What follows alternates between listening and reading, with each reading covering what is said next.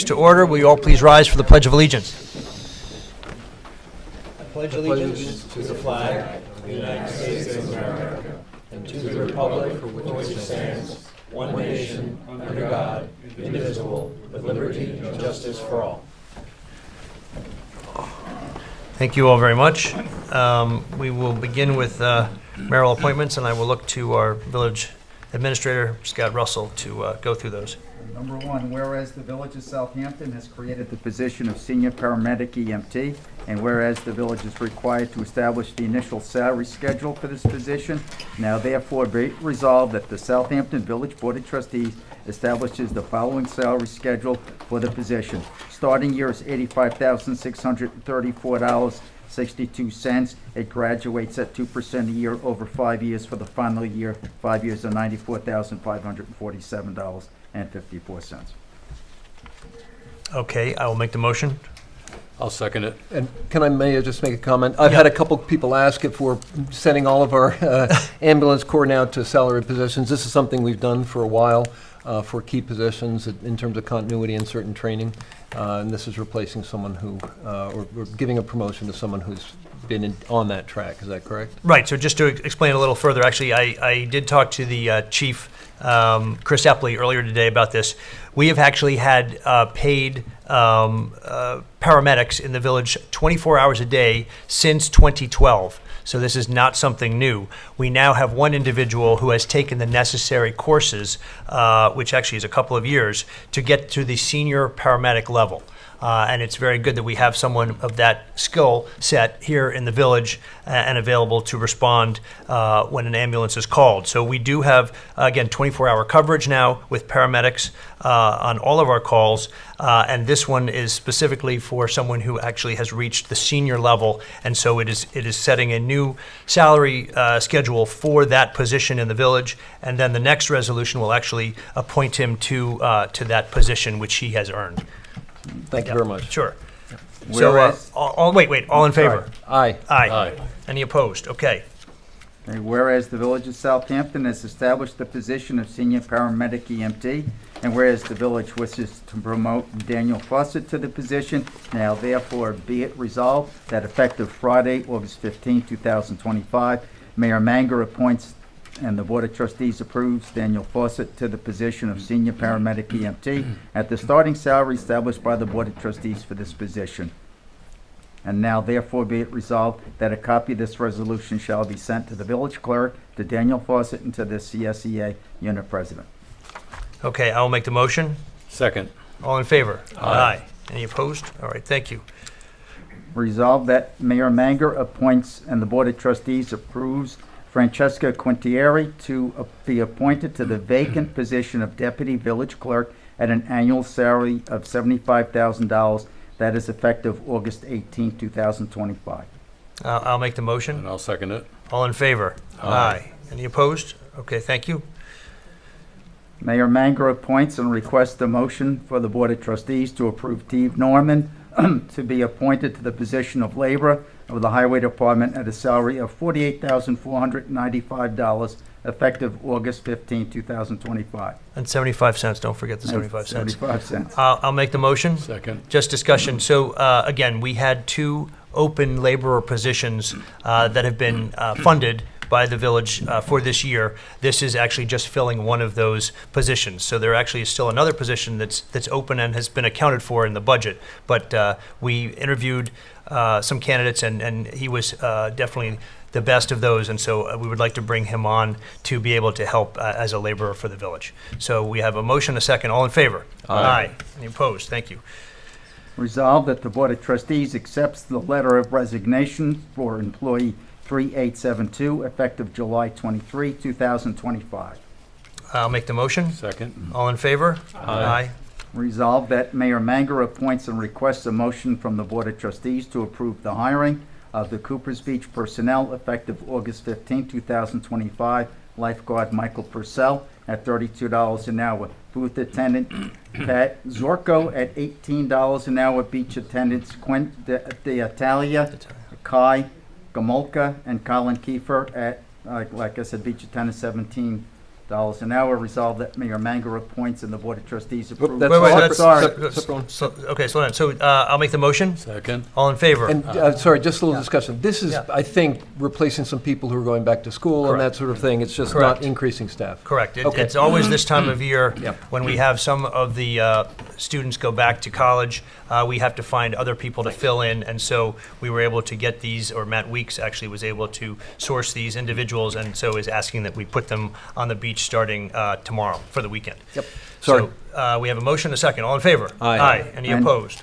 Thanks for stopping me, because I think Mary Cummings would be very surprised if she found out she was becoming beach attendant instead of. Resolved that Mayor Manger appoints and the Board of Trustees approves Mary Cummings to the position of village historian with an annual stipend of $2,500 effective August 15, 2025. So I'll make the motion. And I'll second it. All in favor? Aye.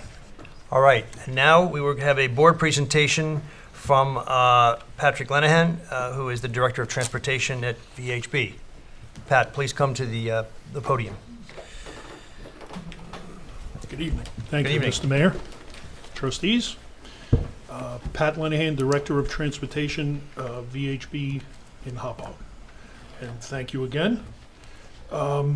As the board is aware, and as I'm sure most of the folks behind me are aware, VHB has been assisting the village with a number of traffic issues, cut-through issues, quality of life issues, and some that are so severe that to call them quality of life might be too light of a touch. To that end, the one that I'm going to speak about tonight is the south side of Hill Street and the situation that's going on Ox Pasture, Lee Avenue, Captain's Neck.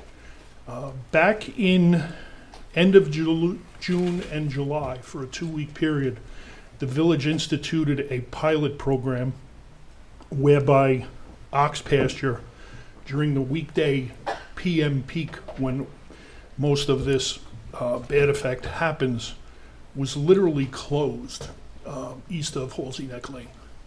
So as part of that program, in concert with the police department, observations by VHB and the police department, there were some volumes recorded to assess the impact of that program on Lee Avenue and Great Plains Road, south of Ox Pasture.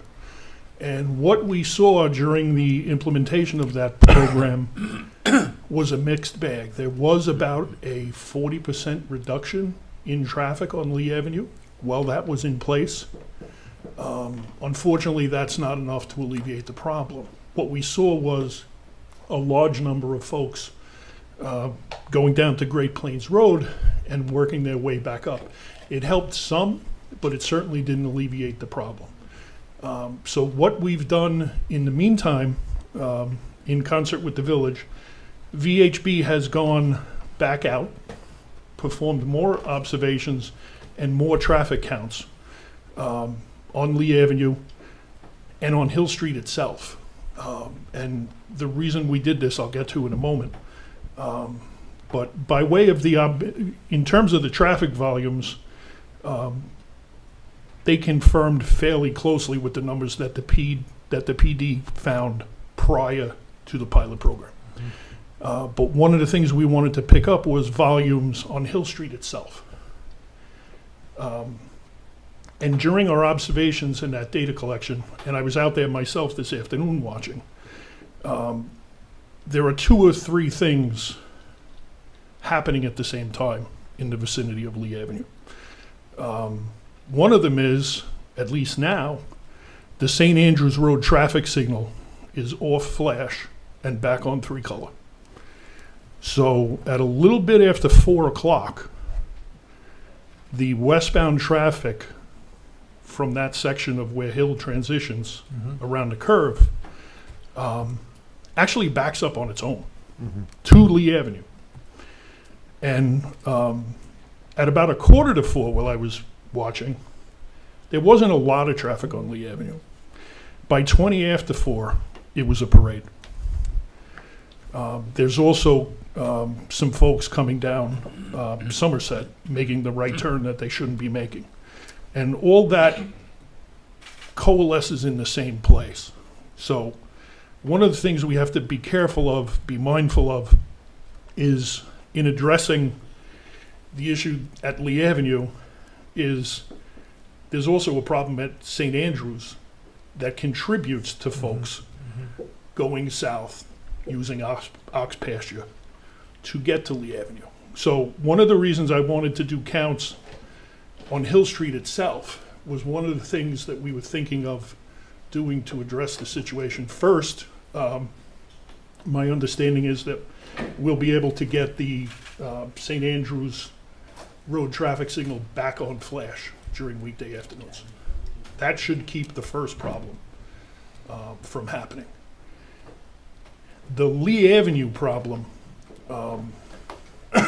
is sort of a vicious circle. Folks on Hill Street slow down, they dump off Hill Street, they go on ox pasture, they come up Lee Avenue, they force their way onto Hill Street. Hill Street gets worse, and it gets worse and worse and worse over the course of the afternoon till there's cars stopped as far as you can see in both directions. So in our evaluation of the pilot program, we came up with several things that could be considered and one recommendation. And that recommendation includes a couple of things. We would like to put, for a temporary period of about 2 weeks, a traffic signal at Lee Avenue and Hill Street. And hear me out, hear me out. What that will allow us to do is keep Hill Street moving. Lee Avenue will have a red light for long periods of time. So if Hill Street doesn't stop at Lee Avenue, we've corrected a lot of the other issues with the right turn prohibitions to the east. Somerset is an issue still. And then we get St. Andrews Road back on flash. I am fairly confident that we can keep Hill Street moving. And if Hill Street moves, people will not go to Lee Avenue. When they do go to Lee Avenue, they will come upon a red light that only turns green every few minutes. And it will frustrate the hell out of them. Well, you know, we talked about this the last time I was here. In order to solve this problem, there are a series of steps, each one more onerous than the one before it, until you hit such a point that you have one that's successful. And this is the next logical step, in our opinion. So that pilot program, I think we can put it in place the week before Labor Day weekend and the week after Labor Day weekend.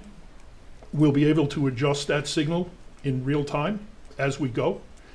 The folks on Lee Avenue, if they wish to go to Hill Street and make a left, they'll be able to do so. They'll have to wait some minutes to make their left. But we're hopeful that it'll get rid of all the folks on Lee Avenue that shouldn't be there.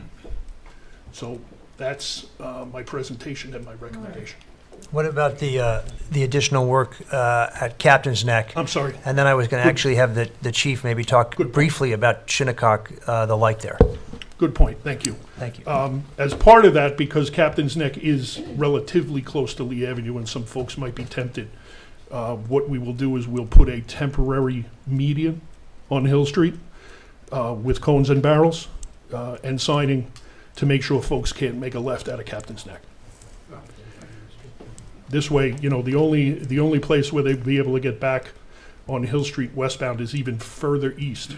And with Hill Street moving a little better, when it does move, it does move. But then some folks will come out of Lee Avenue, they'll cut off a landscaping truck with a 20-foot trailer, and it takes a long time for that truck to move again. And there's just too much traffic on Hill Street for the flow of traffic to recover from that. Mm-hmm. Mm-hmm. Yeah. Chief, do you want to say anything about the Shinnecock light? The only thing I had to get, Because that's the town. yeah, it's the town, so I spoke with the chief of the town, and as long as I put either a police officer or a traffic control officer there during the rush hour traffic, we can manually change it to flash, and then we will put it back to the traffic signal when we leave there every night during the So pilot could we program. do that even with a TCO? You could do it with the TCO. Yeah, we've done it before with the TCO, but I don't Okay. know if I'm gonna have any after next week, because they all go back to school. Chief, what is the reason it's gone to 3-color instead of blinking? Like, So- what was the change? So the issue was there was a malfunctioning light. They put it on flash until they could get somebody out there to fix it. And coincidentally, they just recently fixed it, and it's not helping. It doesn't help matters us at all. here. It's not helping. Yeah. That's So- definitely not So helping. as long as, once we get the date solidified, I just have to touch base with the chief in the town and let him know what we're doing. And, you know, he's good to go as long as we have a body under it. Are there any steps we can take so that they keep it on flash all the time? I mean, why do they keep changing it to a red light? I don't get it. Well, the light was installed, I think, shortly after the Greek church was built, and I think that was one of the main reasons that light was put there. I think it also had to do with the expansion of the fire station there, Yes. to give them the ability to stop traffic for the fire department. Yeah. So, you know, it's not our jurisdiction, so we can't really do much with it, except during pilot programs. You know, the chief and I have a good rapport, and as long as we staff it, he's good. Chief, while you're up there and shifting gears a little bit, if I remember the numbers you presented during our work session, I think it was, or it may have been at the last meeting, for the pilot program on Ox Pasture, one of the things that struck me was obviously the shift of traffic down to Great Plains. But the combined total of cars on those two roads before and after had actually gone up significantly, went up by 500 or 600 cars combined. I think you and I spoke about this. It seems to me, to Mr. Lenahan's point about the feedback loop, with the known restrictions that were coming up and the closure of Ox Pasture for that block, I think we had surmised that maybe more cars started out on Hill Street, and maybe because of the light or maybe not for whatever reasons, the red light backup on Hill Street came back to within view of the movie theater and within view of First Neck Lane earlier, sooner than it usually did. And to your point, what a lot more people began doing, I think, during this pilot program when they saw those red lights, or the traffic was moving, but there were red lights. But they thought it was the true stop red lights. So Right. I think it looked from your data like hundreds of cars took that as a cue to go down south and to do what they could to get around. Right. So it is a vicious feedback loop. I'm not sure. I just wanted to sort of put that on the record as, one of the cues that I think a lot of cars take is if they don't see red lights from the movie theater, they'll stay on Hill Street.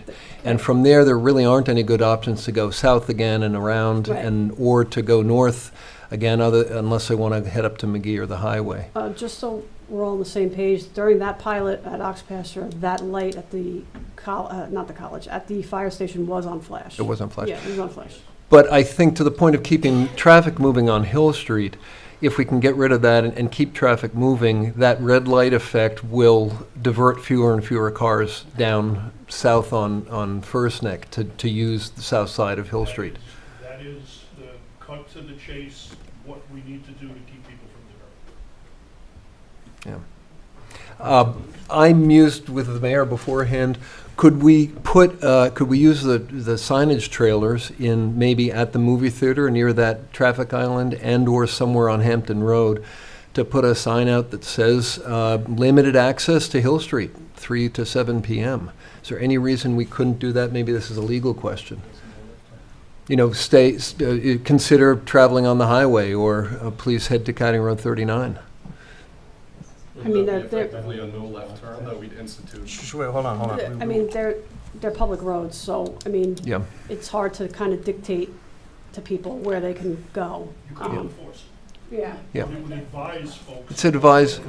There is. Make them a little more hesitant to make that left turn. I mean, the truth is, there is some limited access because of the no right turn right, restrictions, yeah. so, I don't know.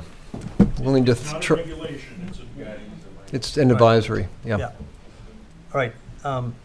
Anyone else up here want to speak? Otherwise, I think what I would do is I would now open it up for public comment, but I'm going to let you set the ground rules. Absolutely. And so people can come up one at a time and can speak, for 3 minutes on this topic, Yes, specifically on the traffic, because then we have other public hearings. But I see all of you here, and Right. since we've just had the traffic presentation, I thought maybe we'd start with that. Absolutely. Just as a point of information, please keep your comments specific to the public hearing. There's going to be a 3-minute time limit, so we're asking you to please be succinct. There wasn't a sign-in sheet tonight because we had 4 public hearings, and it's very difficult to figure out who's here for what. So the mayor's going to run it by. All right, Elizabeth has her hand up. I'm going to go to the lady in the back first. You have to come up to the podium, though, Elizabeth, because you have to speak into the mic so it's on the record. Yeah. Thank you. Hi, I'm Elizabeth Pine-Singer. I've spent my entire life in Southampton on Hill Street, 449 and 451 Hill Street. Our house is directly across from Halsey Neck Lane. And thank you, Mr. Lanahan. I know that you have a good heart and you're interested in this. I do wonder if you're from Southampton and you live here. I've worked out here for 22 years. Okay. Do you live here? I do not. Okay, and understand that we want this to be a happy residential place for families and children to ride their bicycles safely. And Hill Street has always been a residential area. And I think what's good for Hill Street is good for the estate section and it's good for the whole section north of Hill Street. All of those people have invested money and time and caring into these neighborhoods, okay? So I think the idea here, however you do it, make Hill Street extremely unpopular for anyone to use. So for anyone who doesn't live here, right? Sorry, anyone who doesn't live here. So make ways not send people to Hill Street. The speed limit is 30, put it to 20 or 25 because people aren't going to want to go 20 miles an hour on Hill Street. But if you live there, you might not mind it because there's not going to be anyone else there. Then traffic lights make something commercial. Don't do traffic lights. If you want to stop traffic, put a stop sign every time a street goes into Hill Street. I'm very nervous. Put a stop sign. So Moses, Halsey, Captain's Neck, Halsey Neck, on Hill Street. Waze isn't going to send people there if you have to stop every time you get to crosswalk, and just get Waze somehow, do something so that people don't want to drive on Hill Street. You can't close it, it's a public road, but make it so unpalatable to commuters and anyone else. There must be a way to do that.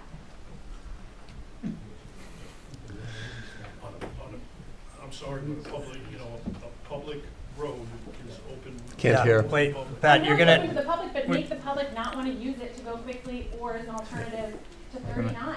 Make it. Pat, you need to come to the mic. And we also can't have the back and forth, though. Yeah, I just want to ask if people could please just address all comments to the village board. Yeah. I can appreciate your concerns and comments, but that can, perhaps when you see him at the end of the Okay, meeting. sorry. Well, that's all I have to say. Yeah, no, we got it. Okay. Oh, sorry. No, you did a good job. Thank you, Thank Elizabeth. you. Okay, we're going to go to Mr. Horowitz next because he had his hand up before, yeah. Frank Horowitz, 100 Lee, 2 registered voters in the village. We have the power of the press on our side. Joe Shaw, executive editor at 27 East. The village knows the problem. Signs that say strictly enforced are not anything but.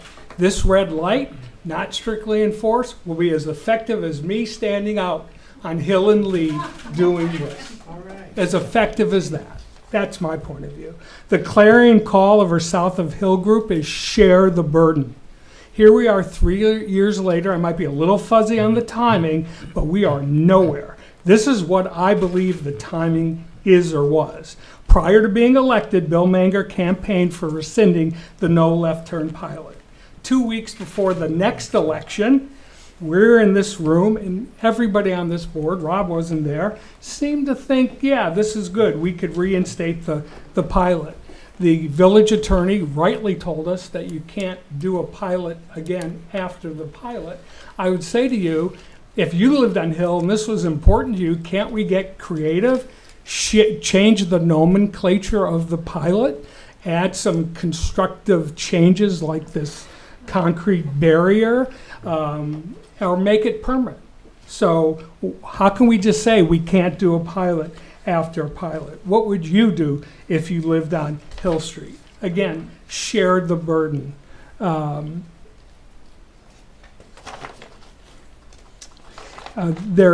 There's been some letters and constructive notices, and we're hearing that the village is not responsible for our safety. I'd love some more clarity on that if you could. Who is? If kids are riding bikes at 5 o'clock, which is an inalienable right, I would think, on Lee Avenue, and cars are, because they have a party on Hetty Creek, want to cut through, whose responsibility is that? Is it the mother? Is it you? Who? God forbid something happens. After the consultant spoke, I changed some of my thoughts, but did whoever put those, I'm going to use these ineffective signs, no through traffic, which was the wrong size, the wrong shape, and the wrong color. Now you want to put this red light, no left turn on Lee. I just don't see it being effective. And here we are 3 years later, nowhere.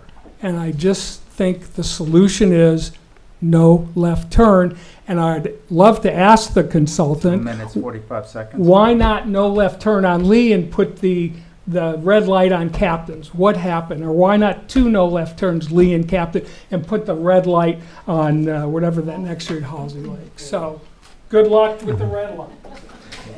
May I? Yeah, sure. I'd just like to make a comment before the next public comment. This is just anecdotal. I have no skin in the game. I live on Hill Street. I've been subject to traffic for 10 years. I made 3 presentations to this board as a private citizen saying this was coming, starting back in 2016. For whatever reason, during the enforcement in January, the heavy enforcement January and February of no right turns on Somerset, not only was there not more traffic in front of my house, there was probably the same number of cars, but it moved. It noticeably moved. Traffic was moving down Hill Street more. During the pilot program on the no left turns from the south of the highway, traffic was much worse on Hill Street, Moses, and Halsey. I was out there every day. I don't know why that is. Maybe Mr. Lenahan can tell us why. Maybe it's coincidence. It had a really, really detrimental effect in the central and eastern part of Hill Street and the adjacent streets. Different to what happened when the enforcement took place from the north side of the road. So it's just, I'm passing that on. It's anecdotal. I don't sit out there with a traffic counter. Are you allowed to ask a question about the comment, or is that for the? You have to wait till you have your time, yeah. Anyway, just wanted to throw All that right. into the mix. Want to go to the back of the room again? Sir.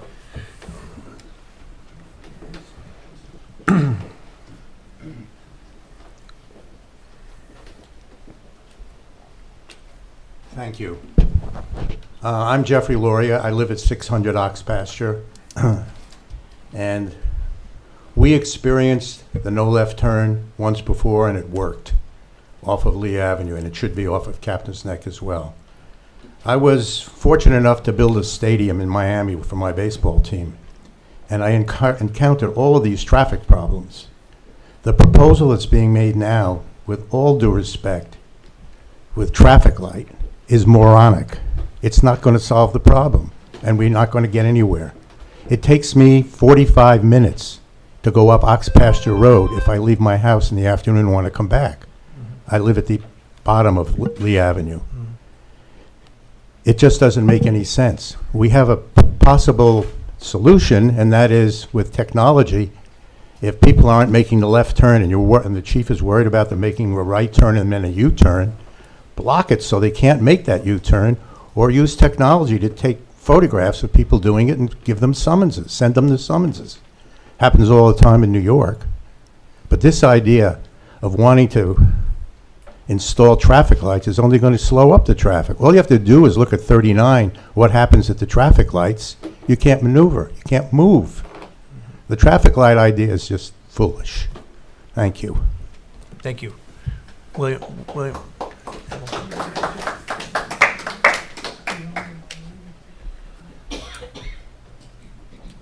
Hi, William McClanahan. I am also a resident of Lee Avenue. 5 voting members. 7, we got 7. That was kind of a joke. But I also want to just adjust the record. Every time that Frank said Hill, he meant Lee. Wait, Yeah, Yeah. just wanted to make that clear. Because Frank and everybody, and I know he meant Lee. And I would just concur with what Jeff said. I think that the red light, having heard this idea in advance of this meeting, I think it just bakes in this route that has already created this incredible problem for Ox and Lee. And it's a Smaller problem for Captains. We see it all the time. There's much less traffic on Captains on a given day. There's no traffic on Halsey.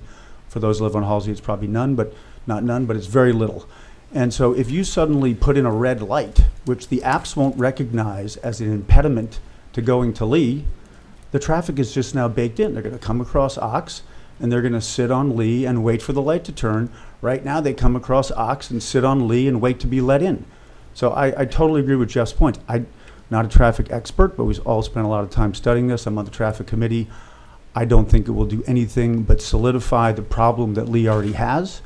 It'll make it an approved route on the apps. You can get to Hill from Lee because there's not a no left turn, or better yet, the road's not closed if we're worried about enforcement. We closed Ox. Why not close Lee 4 days, 5 days a week in the high season? No left turn, no right turn. No enforcement required. There are other options. I think the traffic light is a terrible idea. It's ugly, and there's nothing you can do to the apps. You can't tell an app that there's a long wait at the traffic light. And the apps must be telling people today that there are very long waits at Lee, and it doesn't matter. Right now on our way down here, there was no traffic on Ox, there was no traffic on Captains, there was no traffic on Halsey. Lee was bumper to bumper all the way to where it meets Ox. So for whatever reason, it's that distance issue. If you put in a red light, the apps just are going to say, go sit and wait at the red light, fly across Ox. Maybe it'll just back it up further onto Ox. And to the Hill Street issue, we've all talked about this. It's got a much more complex solution, which nobody knows what it is. But what the consultant said is that people coming into Hill from Lee slow the traffic on Hill. So anecdotal evidence around traffic on Hill, I mean, it is what it is. But I really just want to make the point. It's the no left turn. We've done the pilot. We should make it full time. And the worst possible solution for residents on Lee is to have a red light at Lee and no left turn at Captains. Makes no sense. It makes absolutely no sense. There should be no left turn for both. Okay. So first of all, thank you, everyone. I think, Mr. Coburn, you weren't here for the June 12th meeting, so it's nice to meet you.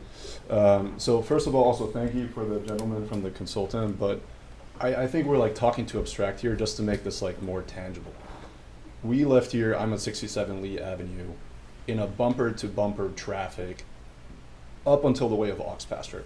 On my way there was a father and his son riding a bike on the left-hand side of the street because they had to swerve around all the bikes to get past everybody.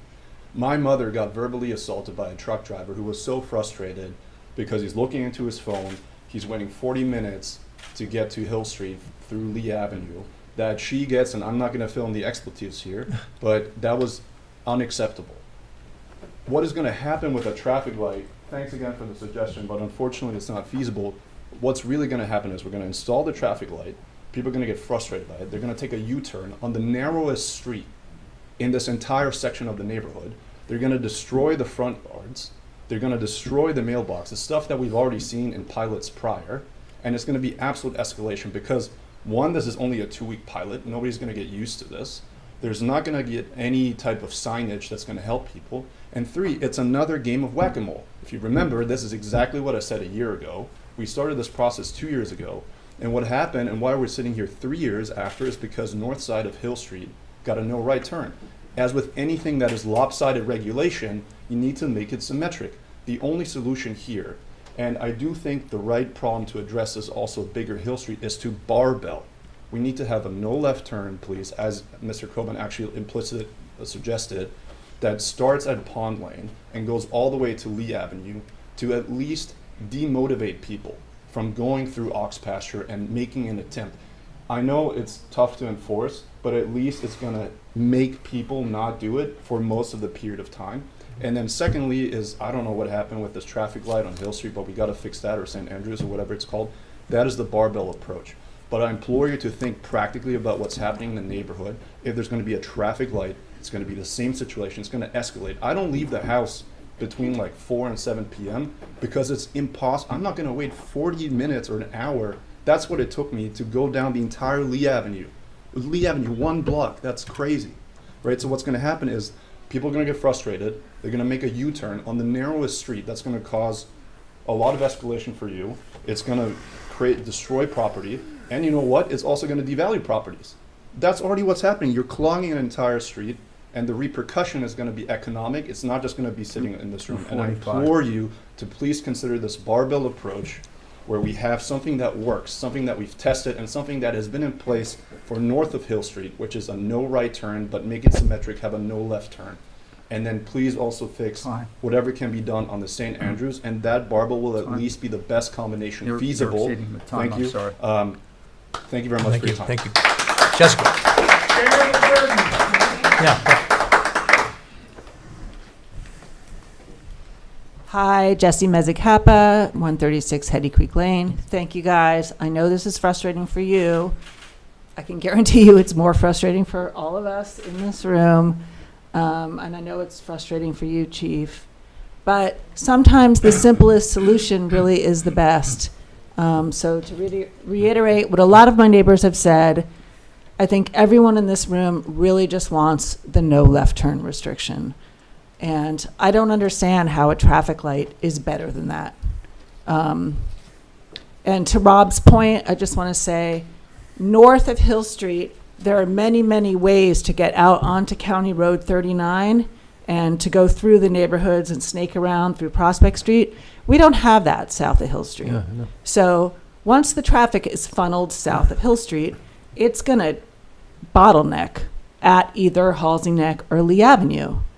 So the only solution is not to funnel it through there in the first place. That's all I got. Thank you. Can I ask another question? I know you have a comment, but I have another question for the chief. Do you recall, Chief, during the County Road 39 test at the end of April, beginning of May, do you recall whether there was relief on Lee Avenue and south of the highway with the traffic moving more on Hill Oh, Street? yeah. I mean, the first 2 days were not great. Right. But then as Charlie McArdle did a couple of tweaks to the pilot, things got a lot easier. Things were moving on Hill Street, the feeder roads were not clogged, and 39 was moving. So yes, I think that pilot was great for And I us. know trustees and Auntie is working hard. Do you want to comment on that? Actually, more to the point, we now have a meeting with the county executive on September 16th.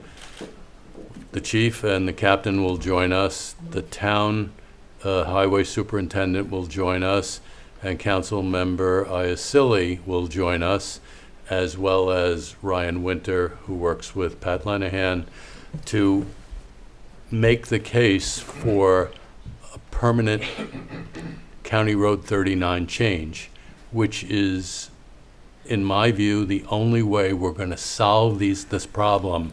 It's the most comprehensive approach we can take. Some of you are on the traffic committee, and you saw the proposal that was given to the town, and we're going to go in a partnership now with the town to the county exec and make the case to make this a permanent thing. It will solve a lot of our problems above and below Hill Street. When is that going to happen? September 16th, I thought I said that, I'm sorry. But it won't take a lot of time afterwards, right, to institute. Well, it's not a- Take years. No, It's not that expensive to do. It requires, Explain what you're doing. Yeah. oh, I'm sorry. The pilot that the chief referred to that happened the last week in May and the first week in June. April and May. I'm sorry, April and May, sorry, created a dedicated one-lane drive-through from Burger King to the highway. And when Sandy Hollow Road merges in, they had their own dedicated lane. So the lights were behaving in a certain way so that traffic was moving. The time you experienced was 6 minutes, I think you told me? 7 minutes from 7-Eleven out to where the old Lobster Inn was. 7 minutes. So having that traffic move more efficiently on County Road 39 is a better option than going below Hill Street or above Hill Street and snaking around through our residential streets. It's a holistic, comprehensive approach to solving this problem, and I'm a madman about getting this done. It sucked traffic out of the village. I will say, as a Yes. resident of Hill Street, there were as many cars, I believe, during that pilot program on Hill Street, but they moved faster. They moved. And the 3 to 3.5 hour backup in front of my house every day went down to about 30 to 40 minutes. And even then, it was moving along. And Thank you, Chief. Chief, can I get one bit of clarification from you? You know, we spoke earlier in the year about no right turns on Somerset. We said we got to enforce the laws. We started enforcing it, and it really worked quite well. The no left turn on Lee, I was concerned and am concerned that people would continue to violate that law, and we would need strict enforcement for that. When I heard about the no red light thing, I thought to myself, well, we don't really want red lights on Hill Street, and what's the point of that? And then somebody told me, and I'm not sure if it was you, Bill, or Eileen, or maybe you, Chief, that going through a red light and making an illegal turn through a red light is a much more serious violation than going through a no left turn sign. Now, if that's not true, or is that true? I don't know. Yeah, I mean, going through a red light is, the fines are gonna be a little bit higher, and you're gonna And get. points on your license. You're gonna get Right. points on your license, so. So, again, I've long been an advocate of saying we've got to do something for Hill Street and make no left turn. I thought, well, the red light, if it's a more serious crime, and that, maybe we don't have to, you don't have to have, First, wait for the fine to happen. Please, we can't have people talking from the audience. I'm just saying that enforcement is the key, that we've got 32 police officers, that there's 3 shifts they have to cover. At any one time, there's probably only 8 or 9 officers available. They can't all be sitting at the western end of the village. We also have people in other parts of the village writing to us as trustees saying, hey, what about our neighborhoods? We're having traffic too. So enforcement is key, and anything we can do to make it better is great. And to Mr. Lurie's point, we're not allowed to have drones looking at people and sending them tickets. That's not legal here in the village of Southampton. We can't use that technology. So, in other words, what I thought the red light idea was maybe worth thinking about was that it would help with the enforcement issue. But All right, let's have Lauren San Domingo. Sorry. You misquoted Jeff, he'd like to be corrected. I think that's fair. You Hi, misquoted him. I'm Lauren Senator Domingo. I live on 130 Lee. I also have an address on Captain's Neck, and I think it's just compounding. We've been here. We know about Hill. Hill wasn't fixed. It went to Lee. Then it was Captain's. Now it's Ox. Next summer, it's just going to go on and on and on. This room's going to have to be bigger a couple of years from now if we don't do something. I just want to say that a stoplight at Hill and Lee is the wrong answer. It will slow everyone down. It will change the feel of our neighborhood, and it will not fix the problem. For years, all of us have been united in a very simple no left turn sign, a fix that is inexpensive, effective, and widely supported. Instead, we are here today. We've been dragged in now to a fight against a stoplight that nobody asked for. Year after year, the delay of this committee has only made it more and more frustrating for residents who've been asking for the same simple solution all along. And here's what makes it worse. When a pilot program is tried and it doesn't work, we stop it immediately. But when we make a mistake, like adding no turn signs to the north side of the highway, which created havoc, we leave it in place, and then we have to live with the consequences instead of fixing it. That's kind of backwards. The research is clear. Traffic calming measures like no left turn signs, speed bumps, and road narrowing are better for keeping cut-through traffic out of small residential lanes than traffic lights, which often push more drivers into our side streets rather to avoid them. So let's please stop wasting time, resources, and learn from cause and effect, and finally give the neighborhood the common sense answer that we've been asking for.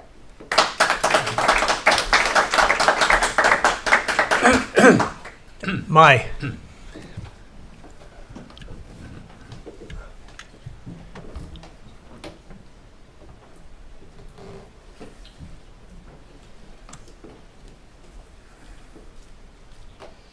I'm Mai Hellingy, and I live at 93 Lee Avenue.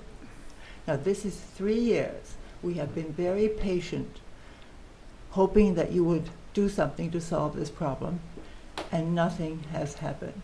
The only thing that has worked is no left turn. And we all are in unison saying that that's what we'd like you to do. It's about time you took action. You have the power to do it, just do it. Now, I have another suggestion. Hill Street is a wide street. It's always been a big through street, the only through street to Southampton. It has 2 wide lanes, and it has a bicycle lane, and it has shoulders. Why don't you turn Hill Street one way in the morning and one way out in the evening between 4 and 7? And you move Hill Street, that's the problem. It doesn't move. I went the other night, and I had to go through this traffic to get through. And the minute I got to St. Andrew's light and through it, there's nothing, absolutely nothing. So what happens? The light stops it, and the traffic is stuck on Hill Street. So if you make it 2 lanes out, they move for those 4 hours every day in high season. And that will solve the Hill Street problem, because you first brought up the suggestion of turning County Road 39 the same way. 2 lanes in or 2 lanes out. And so far, nothing's happened with that. If you can do that, that would may be even better. But meanwhile, temporarily, you can even turn Hill Street into a 3-lane street, because you could take the bicycle lane and the shoulders, and you can have 3 lanes, and you can have a dedicated turning lane, and you can have the dedicated going straight lane. And it's very simple. Just do it. Just get it done and stop talking about it. And we would all really appreciate that, because we live there. And I hope you're not waiting until there's a tragedy and somebody gets killed and an ambulance can't get through. Do you want to be sued? This could happen very easily. I have lost 2 sets of hubcaps because I can't get out of my driveway, and then I have to stay on the right-hand side, really hand close, and my hubcaps hit the paving stones twice. Okay? Now, my mailbox has been knocked down already, and I see these little kids on bicycles. When I came here today, there was a kid on a bicycle going through the cars like this, because I was trying to go out this way, hugging to the side, and he was trying to sort of stay between the cars. Is that a way to live? 245. 245. Okay. So I just am saying to you, you have the power to enact this. Save our town, make it safe, don't cause any problems and lawsuits that are not necessary. You're exceeded your time. Thank you. So. Thank you, Mike. Yeah. Hi, I'm Jeff Molesky. I live at 121 Lee Avenue. First of all, thank you for taking the time. Thank you for taking the time. We know this is a heated issue, and it's putting so much pressure on all of us. And it's just too unfortunate that we, on a beautiful summer August day, have to be in this room and just, you know, work through these issues. What's great about it is the collaboration. It feels like you guys all have really vested interest in terms of trying to make this work. And we really feel like, as we've talked about this and we've analyzed it, I think the simple solution is right in front of us. It's the no left turn. We've piloted it a year ago, and it was successful. We talked to this point a couple of nights ago with the mayor and with the chief.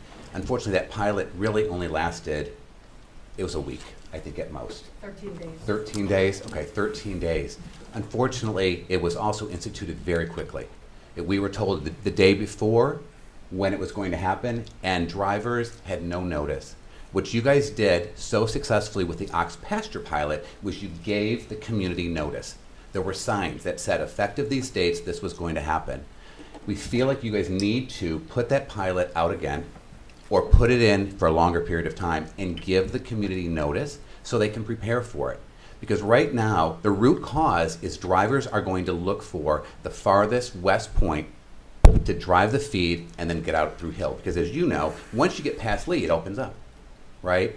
So we've got to test this again. Put it on Captains and Lee and watch. Let's give them notice and let's watch what happens and learn from this pilot. And if we're worried that repiloting is illegal, which I've never heard that in my life, pilots are there to learn and refine, then let's change it up. I know people were driving over the small cones. Put big barrels out there, or put the horses that make it more of a barrier for drivers to actually not follow the guidelines. But our recommendation, I think you're hearing from your neighborhood, your community. We respect you all as our leaders. We're begging you, we are pleading you, please just put the left turn restriction on Lee and Captains, and let's set up the pilot so it can really give us the proper data. Thank you. Thank you.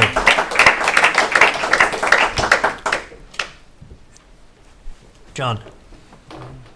Good evening, John Wombold. I live 99 Boyson Road in the Village. I'm also a member of the Greek Orthodox Church on St. Andrews, and it has taken me 40 minutes to get to church from my house, which is Captain's Neck and Boyson Road intersection. Clearly the problem here is keeping Hill Street moving. And going down Hill Street when you have illegal merges happening from Somerset or Bishops or Corrigan, and you have left-hand turns coming off of Captains and Lee, it just backs traffic up all the way to the Village. So I fully support both north and south restrictions, no right hand from the north, no left hand from the south. And I'd go as far as saying even restricted on Halsey Neck. And if Hill Street keeps moving from the Village all the way out to the fire station out on St. Andrews, I'd gladly drive from about the farthest point away from the intersection of First Neck and Hill Street to get onto Hill Street that's moving and go west heading that direction. So I fully support the no right-hand turn restrictions coming from the north and no left-hand turn restrictions, but I would take it all the way back to First Neck, and I think that keeps traffic moving. So thank you very much. William, you already spoke already. Is there anyone else that hasn't spoken that would like to speak? Yeah, and I was going to ask Sage if Sage has anyone on Zoom. I don't have any hands right now. Okay, so all right, well, I guess we can do another round, but we can't do this all night because we've got a lot of other things on the agenda here. I'll be brief. You do? Okay. We'll do William and then we'll go to the I Zoom. just wanted to get back to this issue of enforcement, because I know these other issues that come up with the no left turn on Lee and our Captains. I'm not sure why you'd propose one just for Captains and not for Lee when enforcement and the cost of enforcement is the issue. And I would just implore the committee as a concept to also take advantage of this traffic problem and look at it as a revenue opportunity. And I know there are limits as to what we can do with speeding. I don't think there are limits as to what we can do for charging for a speeding ticket, for charging going through a stop sign. So I just, as a general concept, and you and I, Mayor, you and I have talked about this a lot. Money should not be the issue. So I just, every time I hear, we don't have the resources, it's not a good enough excuse, is all I would say. And the other thing I would say to this last gentleman's point, because I do believe, being on the committee, that there are issues with a no left turn on Halsey, because I think it's an evacuation route. And for the consultant, why wouldn't you do a no left on Lee, a no left on Captains, and put a light at Halsey, which is a much more substantial route to begin with? The concept of putting a red light on this tiny little street of Lee Avenue and not having a red light anywhere else on Hill, I mean, just absolutely boggles the mind. And we'll go to the Zoom then. Sage, please.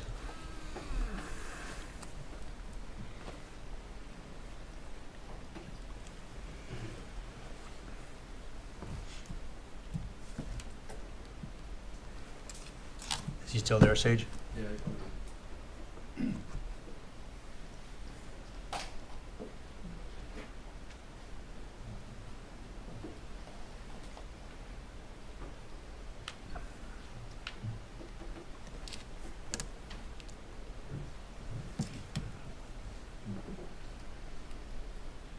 Did he change his mind? Okay. Here we go. If you could state your name, please. Yes, my name is Lynn Turakamo. Yes, please go ahead. I emailed you call yesterday about This is the connection's not very. issue north of Hill Street. We have.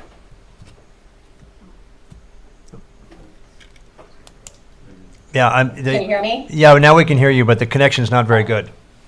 I'm sorry. I would have been there, but I couldn't, and I'm trying to manage this from where I'm at. So I did send you guys an email yesterday, and I know right now you're focused on Lee Ave and Halsey and Ox Pasture, but I don't understand why Halsey Street, Moses Lane have not been addressed, because we have much smaller properties. Our quality of life is severely affected.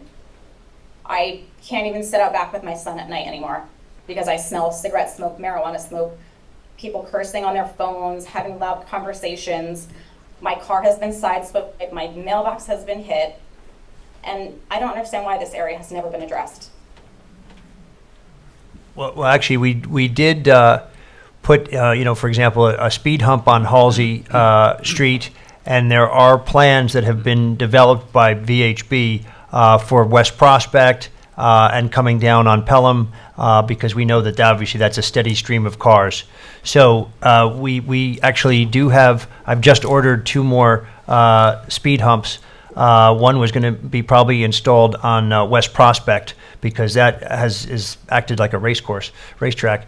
And so, we have this issue everywhere, and I think this summer has been worse than any summer I can remember. The volume of cars coming through the village has just reached an all-time record level, and it's unfortunately going as wherever these apps and people try to go to avoid cars.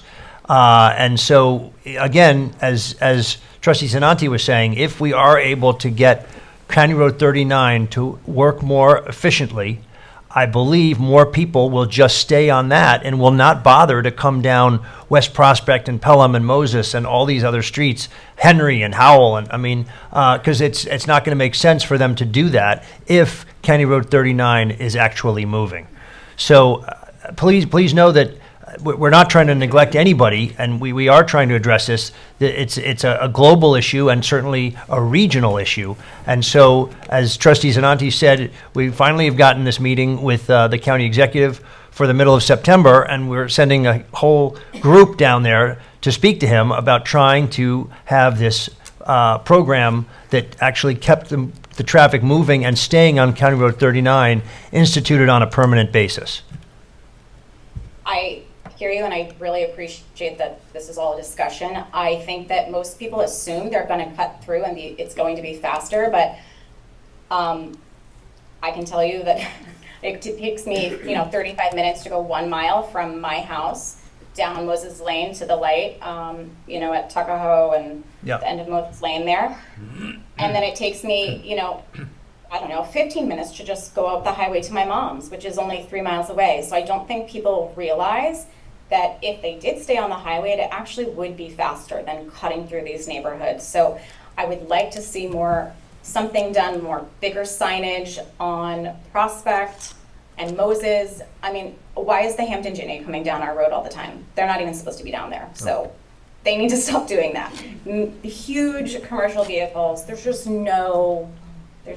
Well, I definitely will have the chief address, the Hampton Jitney and other large vehicles using our residential streets. We have put the signs up as to what is the maximum weight allowed on those streets.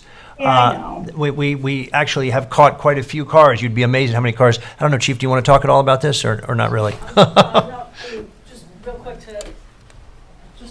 I did read your letter, and I sent one of my supervisors to the Jitney today to speak with the supervisor over there about the buses coming and using the back roads. Unless there's a major accident, there's no reason why they should be using those roadways. So he very politely discussed with him about the commercial vehicle enforcement and the 10,000 pound, and you can, pull your bus over and inspect it and all that. And I don't think we're going to be seeing that. So I would like you to keep me posted, though, if you do, because we might have to go back. But I did take care of that today. So, Thank you, I really appreciate that. I mean, it's not that they're, the only issue, obviously, but it's just amazing how there's just, and no one seems to really follow any of the, there's only a couple of signs, so more signage would be wonderful. Obviously, this is a work in progress, but I just not sure that people even realize how much our small properties are impacted by the noise and the cars, and I mean, our properties are so much smaller that it's hard for us to even sit outside, and we're all, many more of us are year round, so it's, into October, December, January, it's all year for us. It's not just, a couple of months. No, I understand, Lynn, and I appreciate you sending the letter as well as joining us this evening by Zoom. And please know that we are trying to work on how to deal with this. It's just a sheer volume of cars that are trying to get west at the end of the day that are coming through our village. And it's not easy to figure out where all these cars are going to go unless we create another road or a more efficient County Road 39 so that the cars can exit to the west, which is where they all want to go. They don't want to sit in traffic either. These guys, and whoever they are, want to get out of this area as quickly as possible. And so if we are able to, again, provide a better route on County Road 39, I believe that will dissuade people from wanting to come through our little residential streets and weaving back and forth and left and right and trying to find a way to get through to further west. So please know that we are trying to address it. I know you've got young children there, and please know that we are thinking about you and all the other folks in your neighborhood, and we will be taking, again, another look at, as I said, putting in a speed hump on West Prospect and trying to do other things to mitigate people coming through there. Okay, thank you so much for listening. Thank you very much. Hey, okay, you spoke before, but you're going to get a little more time. Just one last comment, right? So one about the partial regulation. I think everything that's been said has been said. I just wanted to say, we were here June 12th. It was very clear that there was support by your leadership for a no left turn. The time to act is now. We cannot wait another year. That would be insane. You are the trustees of the town, but also the representatives of the community. I don't think this could be any more clear at this point what has to be done. Not what should be done, not what could be considered, but please take action now, which I'm just a suggestion. It could be reinstitute another pilot. In the meantime, parallelize that with a more permanent solution for no left turn. Whatever you recommend, that is a combination of advance notice for the community, sufficient time to give it enough space to actually grow into something that traffic recognizes, not a next day solution that then gets ripped out again immediately. It takes time. And lastly, do what the people are saying. That is the most important thing. We're all sitting here in unison with one single solution in mind, and I implore you to please take action today, otherwise tomorrow. In any case, thank you again for your time, and I know that you will make the right decision, and we're all going to be better off next year from now. Thank you very much. Thank you. I want to make a couple comments if I could. First of all, I very seriously applaud the organization that your neighborhood has. It's good on this topic, and it's good for the village. Even though it's a painful topic, it creates a sense of connection, and it reminds the rest of the village of what life is like for different people under different circumstances. So thank you guys for being as organized as you are. I'm open-minded to any solution on this. For those, little personal privilege here, when I moved to my house on Hill Street between Halsey and Moses, there were fewer cars per day on Hill Street than there are on Lee Avenue right now. It was a country road. So less than 1,600 cars a day each way on Hill Street in 1998. This problem didn't start becoming a problem for me until about 2012, 2013. For the last 10 years, and it's not just I know someone mentioned earlier the high season. This happens pretty much year-round, with a couple of 2-week lulls in January, maybe during the school vacation week that seems to take some cars off the road. That's about it. It's a 11, 12-month-a-year problem. And so I'm all for trying everything, and including a no left turn restriction. Here's my concern. I think anything we try, it's to me there's a Hippocratic oath type thing here, which is that the first thing to do is not do any harm. And I know that the pilot program, No Left Turns, was successful for you. It wasn't for a large part of the village.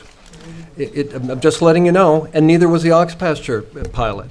It was not a success. It made traffic issues worse for other people in the village. I'm letting you know that included me, but that's not why I'm saying this.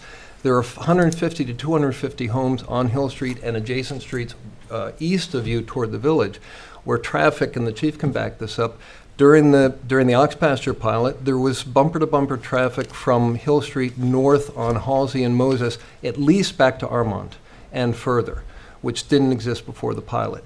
It wasn't quite that bad during the no left turn restriction, but it was pretty bad. It was noticeably different. And with all due respect, these are neighborhoods that have dealt with this issue longer and deal with a slightly worse version of it.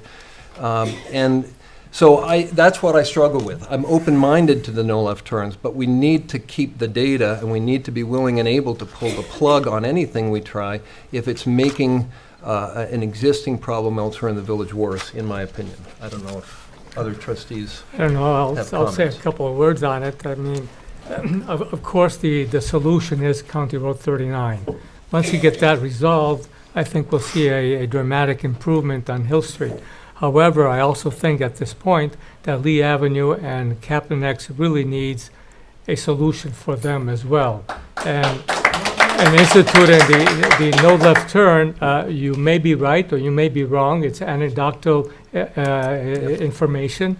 We don't know whether that was really the cause of the additional traffic. You're just surmising that may be. I think at this point, since County Road 39, we're having a meeting, but before that's actually implemented, could be 6 months, could be next summer. We don't know when it's going to be implemented.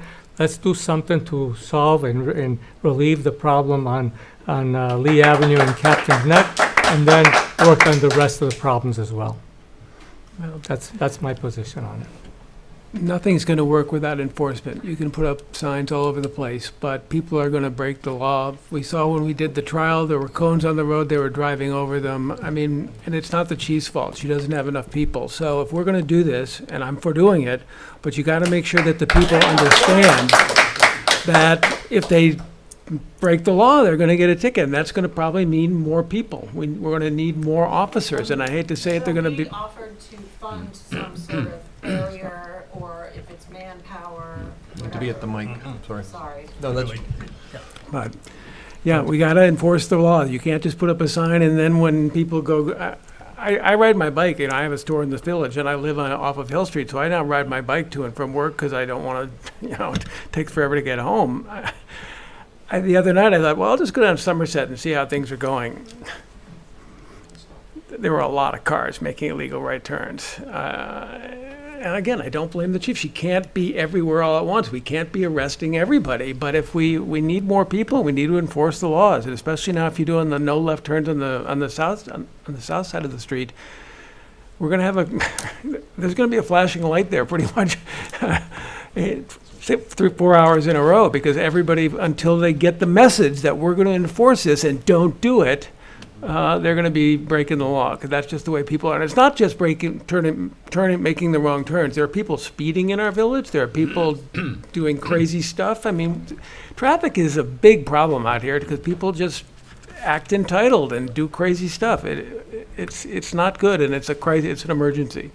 It's changing our very village nature by just all the traffic and the people driving around like mad people. So I'm for fixing it, but it's going to take enforcement. Laura wants to speak, so Laura, come on. I don't even need to come up. No, you have to. Mine was just a question. Was a pilot program or any kind of study done when the town decided to do the no left turn north of Hill? No right turn. I mean, the no right turn north of Hill. Did anybody study what that effect would have on? There was a study, and what was it? Do we know what the? 2 years of study. Yes. Okay. Road closures, no right We- turn closures, enforcement.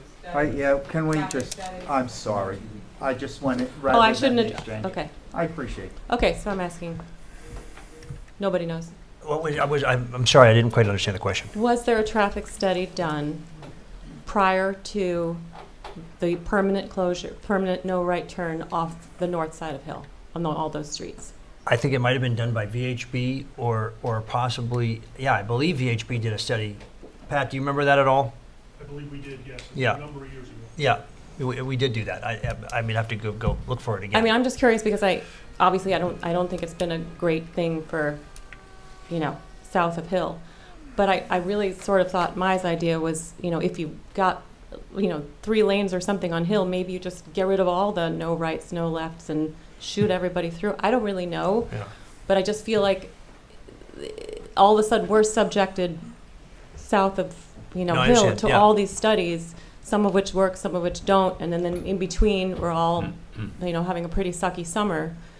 Why we have to go through all this, and I'm just wondering what happened prior. The other thing is on 39, I thank you so much. I think it would be great. But in the meantime, we still need to find a solution. It's just like, it's just not sustainable. So I applaud you for that. And one more thing, I really wonder if the town is working, the town cares at all. I feel like I heard from somebody that they feel like it's a problem with the haves and have-nots, and they don't really care. And what can we do? What kind of pressure can we put on the town as opposed to just hammering you guys all the time? Well, that's unfortunate that you heard that, and that's not the way government should operate. But I've been in communication with Iacilli, and he seems to be firmly behind us, and I'm going to present it to Romaine as a partnership, and that we want them to be part of the partnership. It's the only way we're going to solve this problem. And I had a brief conversation with a member of the town administration. This has become an issue of being able to attract employees to things like the hospital, to the schools, to businesses out here, and the town is acutely aware of the fact that we already have labor availability issues, and traffic is adding gasoline to that fire. So I can't speak for them, but I'd be surprised if anyone in in Southampton Town Hall wasn't behind the idea of helping solve traffic problems. Thank you. All right, Elizabeth, you want to come up again? I just wanted to speak quickly to the idea of making Hill Street 2 lanes certain times a day and 1 lane another type of day. Right. That would turn Hill Street into a mini 39. And I don't think you want more commercial traffic in the middle of a residential neighborhood. It's pollution. You're going to have, who wants that? To encourage huge landscape trucks and other things onto Hill Street? That's exactly what we don't want to do. We want to make it unpalatable to commuters. And 3 lanes are going to make it dangerous. People are going to start passing. You worry about children on bicycles. It's going to be deadly. So please don't do that. I promise you what's good for Hill Street is good for the estate section, and it's good for North. It's just encourage the residential nature of Hill Street. It's a historic district. We can't even change the facade of my parents' house because it's an historic residential district. So I don't know what the solution is. It's more complicated. I think it's 39. That program sounds great, but it's not turning Hill Street into a mini 39. That's going to be terrible, terrible, terrible. It's going to damage the estate section, trust me. Not a good idea. Did you want to speak again, Frank? No left turn. Thank you. Oh, thank you. One question? Sure. Thank you. Then we got to So I'm move on just to. asking this as a question. Under state law 4-400, New York Village Law, the mayor is responsible for enforcing. Do you have the ability to say, we're doing no left turn? I think I have to do it by a local law, which would require a public hearing, as just the same way we implement any law in the village. Fair enough. Thank you. Yeah. And Pat, I just want to ask you one question. I think if we make Hill Street be able to take more traffic, I think we're just going to attract more traffic. And I think if you build it, they will come, and it'll just slow down to a kind of crawl again. What do you think on that? Because I think you're going to get ways telling people, don't stay on 39, just go to Hill Street. That's moving now. You're going to get more in the direction that it's moving in at that particular time. And if you decide to make it 2 lanes westbound in the afternoon, you're quickly going to realize that people do take it eastbound in the afternoon. Yeah. And that's a problem. But unfortunately, Hill Street connects to Montauk Highway, which is 1 lane. Yeah. And, you know, we know what happens when St. Andrews Road is in three color. If you could imagine 2 lanes of traffic moving that direction with more volume, what it would run into before it got to, say, the Indian Reservation, and what that would do.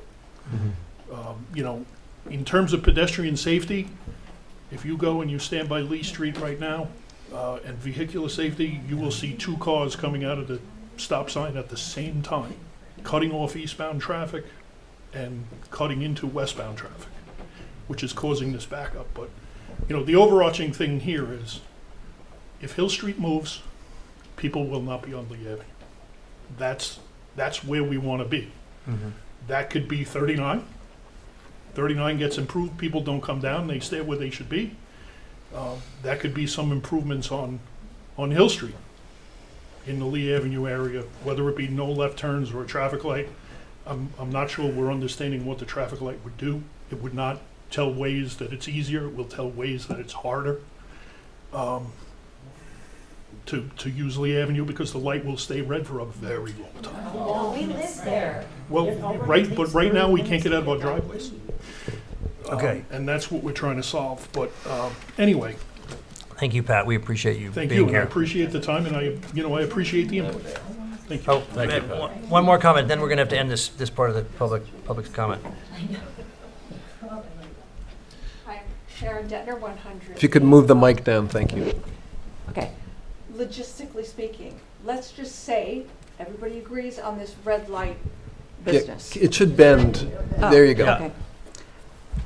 So I understand from what Frank just said that a law has to be passed and so forth. So let's just say hypothetically, you guys want to do this red light thing.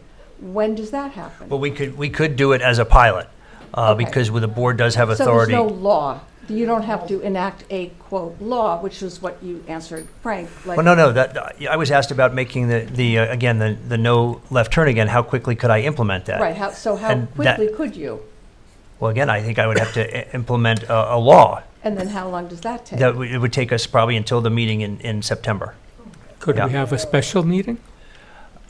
We could have a special meeting, but I mean, at this point, There's 10-day notice requirement. Yeah, there's all sorts of requirements that you have to get in the paper for doing something like that. But if it's a pilot, which again, the red light would be a pilot, we could ask that go into effect, on the 25th. I think we said the week And before so- Labor Day. Okay, that said, then technically, you could do a new kind of pilot with the no left turn, instead of waiting another month or so for a law. Again, I'd have to talk to Eileen and the Lanahan and the chief to understand exactly how we would do that, and we would implement that. Okay. Yeah. Just, it's just been the entire summer, and as you know. Right.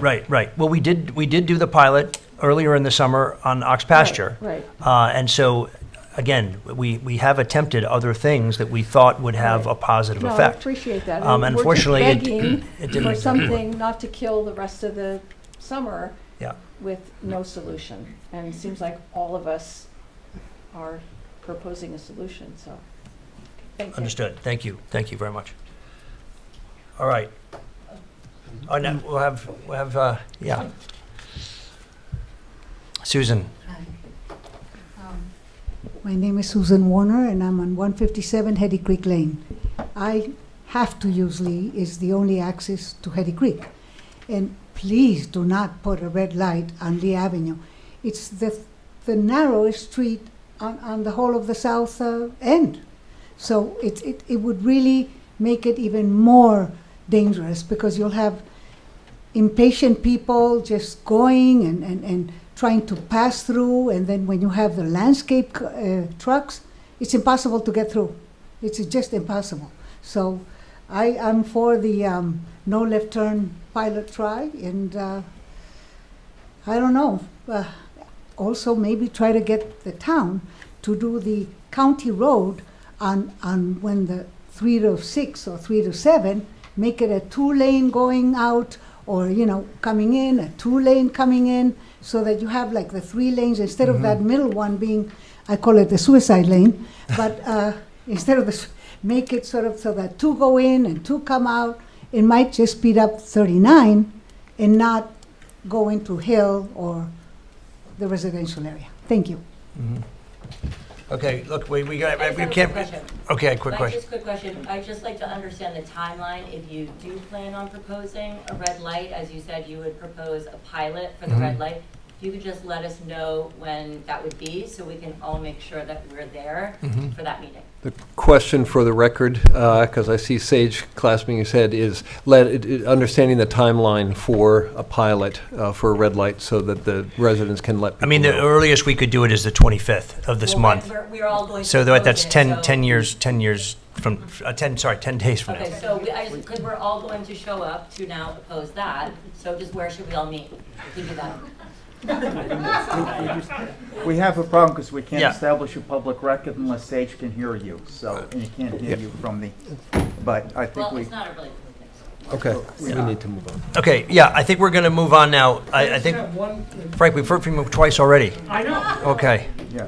I would just ask, so we don't go home not knowing. Right. Speak into the mic, sorry. So we don't go home not knowing, could the traffic consultant please tell us why a red light on Lee, why a left-hand turn on Captain's, and not, no left-hand on Lee and Captain's and a red light on Halsey? Could we just get that answer so we could understand? Otherwise, I'm gonna have sleepless nights. we don't want you to sleep this night, Scott. Okay.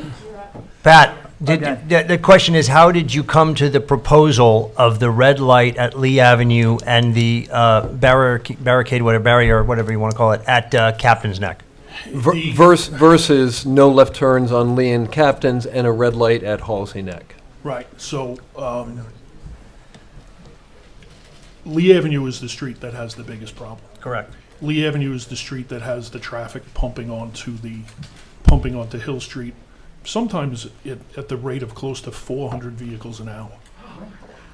This causes the backup on Hill Yep. that propagates to the east. And like I said, it's a self-serving vicious cycle.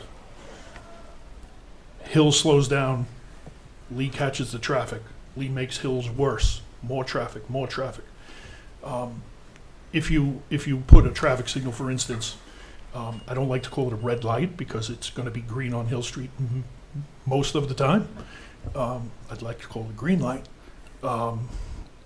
If you were to put that on Halsey, folks could simply continue down Ox Pasture. To Lee, when we had the pilot program with the left turn restriction on Lee, my understanding was, although I wasn't there, was that when there was an officer there, for the most part, folks would not run over the cones. But if there wasn't, they would just violate the no left turn. Otherwise, if there was an officer there, oftentimes they made a right turn. And then as soon as they got out of earshot, they would make a pretty dangerous U-turn on Hill Street. So if that continued to happen, that's going to slow down Hill Street. More people are going to go on Ox Pasture, and more people are going to go to Lee Avenue. So it seemed like the one that made the most sense. Can we consider closing the road to left and right-hand turns to avoid the U-turns and to avoid the slowdown? You know, listen, if you really wanted to solve the problem, you put a raised median from St. Andrews Road to the movie theater. But I don't think that's something that's tenable. That's You know. that's not apples to apples, right? You know, people are doing some very aggressive things Yes. to get around. And they will make the right turn, and then they will make a U-turn like they did during the pilot program. Okay, thanks, Pat. I appreciate your, again, your time and your effort here today. Thank you very much. All right, with that, we're going to move on to the public hearings. The public hearings, I'm going to turn to our village attorney, Eileen Powers, to introduce. The first public hearing is a public hearing for a local law amending Chapter 11043 of the Village Code, Vehicles and Traffic, by updating and amending Schedule L, which is the stopping, standing, and parking restrictions. This These changes really relate to one side of the street parking to help avoid the slalom courses that we have going on now in the village, where landscaping trucks and other commercial vehicles are parking on the residential streets on both sides and making it difficult for people to pass by. It's also designed to improve parking for some areas of the village. I mean, I can't, you have to address I mean, I every can road talk about it a if little you bit. So it was also to, again, create a way, and I did this in consultation with Mark Antoletti, who's here, so there would be a way on the streets really that have no parking on both sides, that there would be a way to have, again, on one side, commercial vehicles stop there for 90 minutes in order to service a property. And so that, I thought, was a good compromise and way to work that out. It also tries to add some additional full-time parking at the hospital, because I understand that there are many hospital workers that are not being able to abide by the 2-hour parking that we have there. So this proposal actually adds 12 all-time parking spaces on Herrick Road, right in front of the hospital and the yellow house that they also own. But it really doesn't change the parking elsewhere in that area. And then finally, it addressed the trustee roads. The town trustees came to me and asked me if I would change the law so that if people want to park at a trustee road that is sand, that they must have the 4x4 sticker. Right now, we have many people who are going to those trustee roads and are parking their regular vehicles and getting stuck. And the town trustees said, look, these are fall under our jurisdiction to a degree. These are the letter roads off of Meadow Lane. And so we discussed where it's sand, because it's sand, a 4x4 sticker should be required. So it's roads A, B, C, D is paved, E is wetlands, F and G. So those 5 roads are addressed in here, that if someone wishes to traverse those or park in those areas, that they would have to have the 4x4 stickers. That's really what is going on here. But as it's a public hearing, I open it up to the public. Anyone that would like to speak on the parking restrictions. Mark, you want to say anything? You've sat here through the whole time. I was being entertained. First off, I want to thank all of you. There's not a mortal on this planet that can fix traffic on the east end of Long Island. I've been living here 65 years. My family's company has been landscaping in Southampton for 91. My grandfather worked for your dad. I know that. You know, I wouldn't even have to turn around if I've heard the term landscape trucks probably about 3 or 4 times tonight.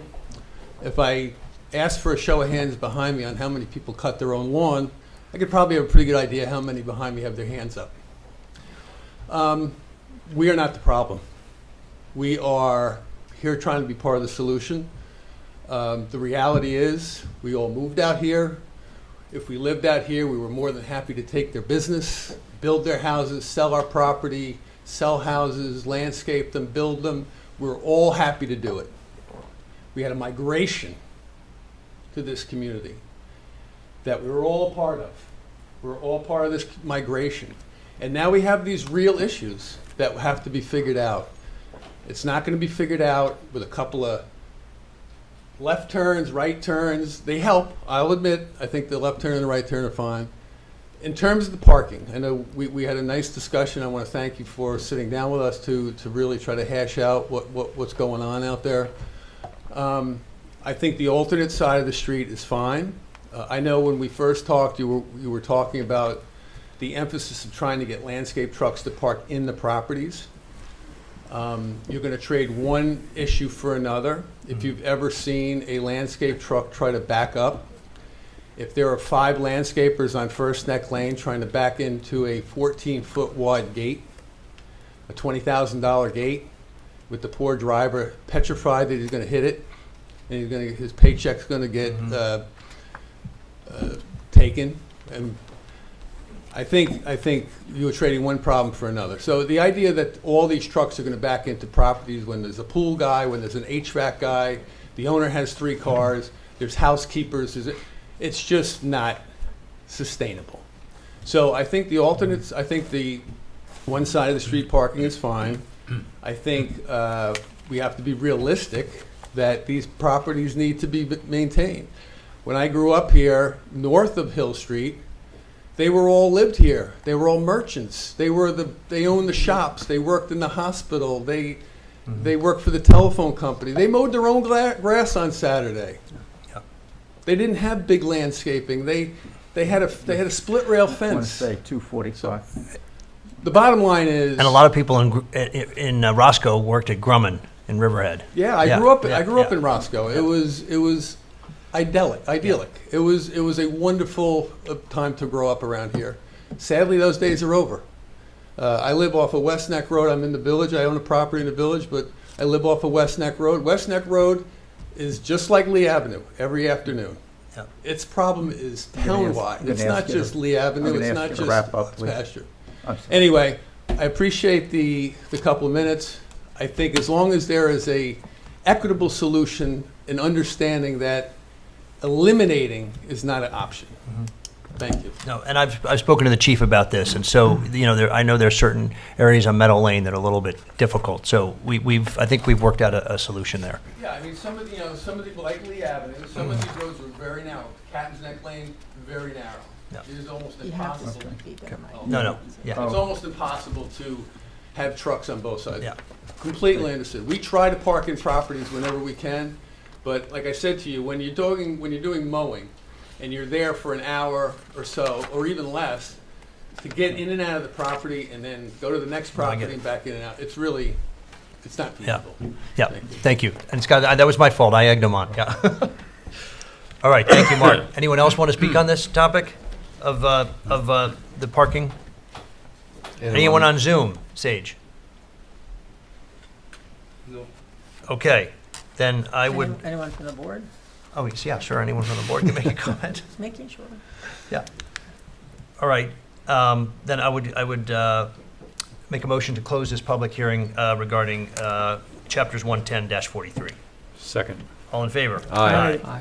Okay, we'll open the next public hearing. This is involving chapters 116-2B, and I'll turn it over again to our village attorney, sorry. This is a local law that proposes to amend chapter primarily 116-17 of the Village Code of Southampton by creating a special exception use and special conditions for workforce housing developments, live-work units, and new single-family detached dwellings in the HRO and OD zoning districts in the village, and updating the related use charts accordingly. It's a somewhat detailed plan to encourage workforce development, housing developments in the village. Those would be a housing or mixed-use development consisting of at least one dwelling unit, as permitted by the Zoning Board of Appeals, where at least 25% of the dwelling units contained therein are income and rent restricted.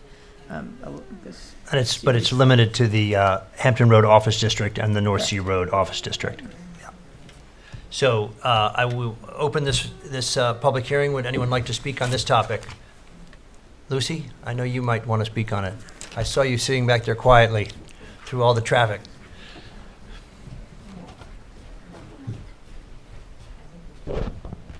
This is CEO Liu, architect. Can you speak up a little? Oh, this is CEO Liu. I'm a local architect. I just recently purchased 235 Hampton Road as an office building. I did realize that there's very little demand for office space. I used to rent on Main Street on top of 75, top of 70, and there's always half of the space is empty and just very little demand. When I first started to be an architect, it was very hard to get a commercial place. We'll work very hard to get our client an ability to rent their house or something as an office space, and very hard to convert residential to office. Now that with the remote working and internet, Wi-Fi and Zoom calls, and the demand is very little, but a lot of demand for apartments. And people always ask me, can you rent this space apartment? Can you rent? I said, no. This is office district, Hampton office district. So in general, I very much support the the proposal. I just have some questions. I don't know, maybe it's too technical. And you know, because I'm an architect, so I'm going at little things. So I see here, it says density 8 units per acre. But it didn't say how big each unit is. No, it actually does. The local law. 400 feet, right? Yeah, each unit has to be a minimum of 400 square feet, and it tells you actually what the size of the buildings can be, actually. What is the do maximum we have, size of the unit? the maximum is actually whatever is allowed on that lot. So you would have to conform with the zoning code, which sets a limit to lot coverage and the size of the structures, I believe. Do you have, I mean, So if I read this, it says, so I know in the Hampton Road district, the lot coverage is not really confined by the lot size. It is actually defined by per lot. This lot, I can be very small, but I still apply, I can still do 3,000 square foot footprints. So I think it may be a little bit unclear to me, because I know there's 25% of lot coverage, Right. which is more than Yeah. which is probably more than the residential would allow, and then but the building coverage. So there's a lot coverage. There's a building coverage. The building coverage is the one building on the ground is 2,000 square foot Right. for a 2-story and 2,500 for 1 story.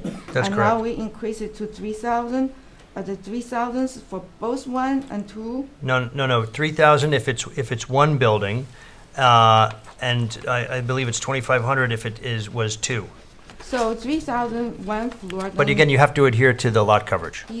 Yeah, the 3,000 1 floor, then double would be 6,000 square foot, right?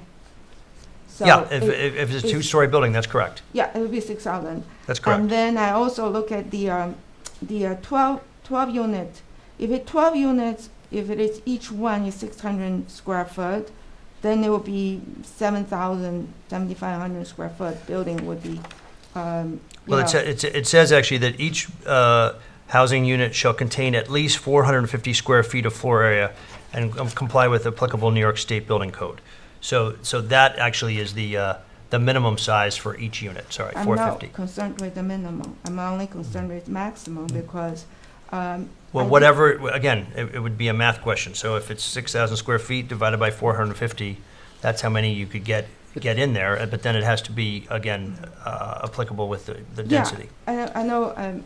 I'm every day working to max out square footage for my clients. Every day, people would say, build it to the maximum, build it maximum. I'm trained to build to the maximum. But on the other hand, I feel like I'm responsible for all these mega houses. And then with the multiple housings, I think, you know, if a multiple housing unit, when we add up, is more than a single family housing unit, maybe it's not ideal. That's why I'm saying what is the maximum. We're going to have to wrap up 15 seconds. Yeah, I mean, probably we should figure it out what is the maximum you can build. Yeah, well, actually, in terms of gross floor area. I think these would be good questions for the building inspector as well as Alex Wallach, who helped draft this legislation. So Okay. I know you know both Chris and Alex, and honestly, Lucy, I would actually speak to them specifically concerning your property, because your property has a certain area, which I don't know exactly what it is. Is it an acre? I don't know, but I so have half an acre. half acre. So then, honestly, it's a math question. So you would Yes. go to them and say, look, I've got 20 some odd thousand square feet. What would be permissible on that size lot? And I believe with the information here, they can determine that. Yeah, I know I can build a lot more than I probably currently allowed. So I'm glad. I'm also a little bit worried too. Well, we were trying to encourage, though, people to build workforce housing, because there's Correct. really not many places in this village I understand. for workforce housing, especially in the residential districts. where it would not be possible. So it was thought that the office districts, as you correctly said when you first spoke, you said that there's not a huge demand for office No. space anymore. COVID really changed a lot of that. Yeah. The zoning code that designated the office district in the village was done in the 1970s. Yeah. It was a very different time then. Yeah. We have now realized that actually the village probably has too much office district. So the thought was, if the village has too much office district, then maybe that's not a bad place to put some workforce housing. I'm not Because it's against it at basically all. a semi-commercial area along Hampton Road and North Sea Road. Yeah. And so it was thought that that would be a good place that could accommodate Yeah. some workforce housing in the village for, firemen, ambulance guys. I totally Yeah. support. I totally support. I just want to figure it out Yeah. the size. No, sure, but I think I honestly, totally that support. probably is a conversation with, Because I know with if Chris or If Alex. it's an office building, I will have limited income and I will probably do minimum kind of repair. But if there's more income, it'll be more money put in into it, of course. Sure. So the next thing I question is the house department. I know most of the district here is groundwater management 5, I believe, just- not groundwater management 4. Yeah. It's 5. Yeah. So we only get to do 300 gallons per acre Mhm. or per lot. I don't know exactly what it Mhm. is. And then if you do I'm sorry, but we've so far exceeded the 3 minutes, and I would recommend those technical Oh, questions okay. Yeah. should be directed to the So- chief building inspector and the Yeah. This director Yeah, of one, planning. I think- this one, but- I just wonder where do you get this credit? Because it says here you can get the credit, TDR credit, Does it but say that? I'm Do we have thinking that it's there? pretty hard to get. So Okay. I'm supporting this bill, Workforce but on housing. the Oh, yeah, I other see what hand, it is. I'm wondering if you can really make it happen. Okay. And then the next one is Okay, Lucy, We- we I think have to we are move going on. to, I think maybe the conversation would be better to lot of have it- with Yeah, I have Alex. very little now. Just- Okay. But no, So, a lot no, of no, no, no, no. technical questions need to be directed to the I- chief building inspector. No, no, this or is- I think the for the county. I think for the purpose of the public, we should mention that our zoning also could be limited further by requirements of the county with Yeah. respect to That's septic. correct, that's absolutely So, correct. okay, That so- we're always So I don't know what at would the county's county mercy. really actually allow, even if we allow. That's a Well, question Okay, for so. Okay, director So of my, planning, na- chief my building last, my, inspector. my other thing is this. I'm sorry, ma'am, Lucy. but we've so far exceeded the 3 minutes. what- But again, I would I have- urge you to. No, what's the last question? Otherwise, I really Okay, think our this should go question is more to the about building department. rent, you do the rent control. Yes, that's correct. And then, the rent is whatever, 30%. Is it rent itself? Does it include utility? No, it's just the rent. Just the rent. And who's controlling, like? So there would be a third party entity that would and then actually also- oversee this. Also, we have to file covenant. Where to file? County clerk office? Yes, exactly. So if you say one day, I don't want to run a workforce housing, I want to go back to office, or I want to do a single family, or I want to do work unit, and you have to refile the covenant? Yes, you would. And then, so every time somebody wants to apply, they have to go to 3 places: the town, the ZBA, and the what is the other place to go? So Well, and I mean, yeah, Lucy, the- honestly, the town, this the is getting a ZBA. little bit too in the weeds for the point of this conversation. This is really, you're asking technical questions that really belong, and I appreciate it, but really belong in the building department. Obviously, all of these structures will have to go for ARB approval as well. And so there's definitely things that have to be done in order to make this a reality. But we appreciate you coming in, Lucy. I know you've been Yeah. waiting patiently, so I Yeah. wanted to hear you Yeah, out. yeah. But honestly, I think a lot of these questions could be answered by Alex Wallach, who really Okay. did a lot of work on this Yeah. and knows sort of the ins and outs of Okay. it. All right, but thank you very much, Lucy. Overall, I support. I appreciate it. Appreciate you being here. Okay, sorry, second person. Please come to the mic. You have to come to the mic. I'm Lucy's neighbor. I'm Michelle Cartier. I have a business and I've had it since 1998. So everything that everyone was saying is like, wow, right, spot on. But who do we go to? Who is it? Alex Wallach and Chris Talbot? Yeah. In the building Chris Talbot, the department. building department. Alex Okay, Wallach because really would you be hear the one best. thing from one person, another thing from another. Well, that I just should need not a be straight The happening. law hasn't passed yet. Yeah, just to be there's no clear. law We're in just place yet. We're considering the just listing concept. this a public hearing. But- Okay. Please, Rob, please. But so the thing is, again, for your edification, if you want to learn more about it, Alex Wallach really is the person who's our village planner. He spent the time working with BFJ, which is our consultant on the comprehensive plan. And so they really put this together. And then it was working with Eileen that she put it into a legal form. But that's really, I think, the best place to go if you have specific questions like that. Is that Okay. helpful? Unless you had general Perfect. Alex statements Wallace and about Chris Talbot. He's the Okay. building inspector. And But- there is a report from BFJ that's available. Online? No. I don't know if it's online, but From them? They would have it. Yeah, Alex definitely has it. Because there was a report that was done by BFJ, over several months actually, that looked at coming up with a way to include workforce housing in the village. And so this is what they suggested, knowing our comprehensive plan and what would make sense for Southampton Village. Hands And they've down. made That's two why you have the and they've made traffic. two presentations to the board that you can find on YouTube. I think Okay. perhaps the village clerk might be able to direct you as to the timing of Okay. those presentations, so you could hear it from them. Okay, great, thank you. Thank you for being here, though. Yeah. Really appreciate it. Thank you. Is there anyone on Zoom? Okay. Anyone else on this topic? So I'm going to, I just wanted to say Yeah, for sorry. the record that I did receive some comments late today from the building inspector, so we're going to review those also. So there'll be a new draft when yeah. you. So we're going when to we hold resume a this, new public hearing. I'm going to make a motion to hold this hearing open for further discussion at the next meeting in September. So do I have a second on that? Second. All in favor? Aye. Anyone opposed? Okay. All right, thank you very much. We'll go to the next public hearing, amending Chapter 89, seasonal use of rentals. Again, this was quite simple, but I'll just turn it Right, to... this is just a simple amendment of the village code, which would restrict rentals to a minimum of 14 days, right? So 14 days or 2 one-week periods right. in 12 months. Twice in a year, you can do 1 week rentals. Otherwise, the shortest rental you could do in the village would be 2 weeks. That's essentially Right. what this does. That's all it does. It doesn't create a permit requirement or anything. Right, and we Just can look creates at the limit. doing that at a later time if we want, but this is very similar to what they have in East Hampton.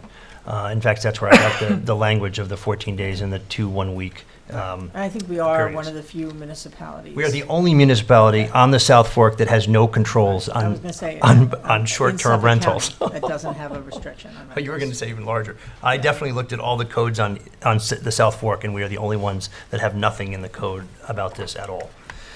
And we have actually received some letters from residents who are concerned. Actually, one of them is related to Mark Analetti, Melissa Analetti, and Brian Licht have written a couple of letters to me and been in contact with me by email as well over the last couple of months, saying that they have a home in the neighborhood that is being used as an Airbnb, and they said, quite honestly, to have to call the police every Saturday night to try and say that there's a young group that's using this house is getting tiring for them. So that is really why I said we should probably put something in place that will help to control this. So that was the idea behind this, and we've actually gotten other letters subsequently. Some of them actually just came in today, so that's why they're not on this correspondence to the board, but they knew that this topic was coming up tonight, and they also said that something should be done to control these short-term rentals, because it seems to be becoming more of an issue in that we are the only municipality where you're allowed to do just a weekend rental as opposed to, Amagansett or wherever. Anyway, so that's what this is explaining, but does anyone want to speak on this? Mindy? Anyone on the board wish to Yes, speak on it? absolutely. I'm very much in favor of this. Had the unfortunate experience with a neighbor who thankfully sold the house to someone else who's more thoughtful. But it is a quality of life issue when the loudness continues into 1, 2, 3 in the morning. Police really can't do anything about it. It's a house party, and luckily the house was sold to people that don't rent out their house. It's a quality of life issue. It's about civility and respect for neighbors. So I'm very much in favor of this. How does it work, though? How does do the police knock on the door and say, where are your lease papers? How does it work? If you're not going to have to register your lease, how does it work? So in East Hampton, I spoke to the mayor in East Hampton, Jerry Larson, who said that when they get a complaint about a certain house, the police reach out to that house and they inquire as to what's going on there. I can tell you that when I was going door to door during the election season, I came to many houses that said, "Oh, we're just here for the weekend. We're renters. We're not the owners. We don't vote here." That happened more often than you would really realize. But he said, really, all they do is they have the police go and talk to the owner and explain to them, you shouldn't be doing this. This is not does not comport with village code.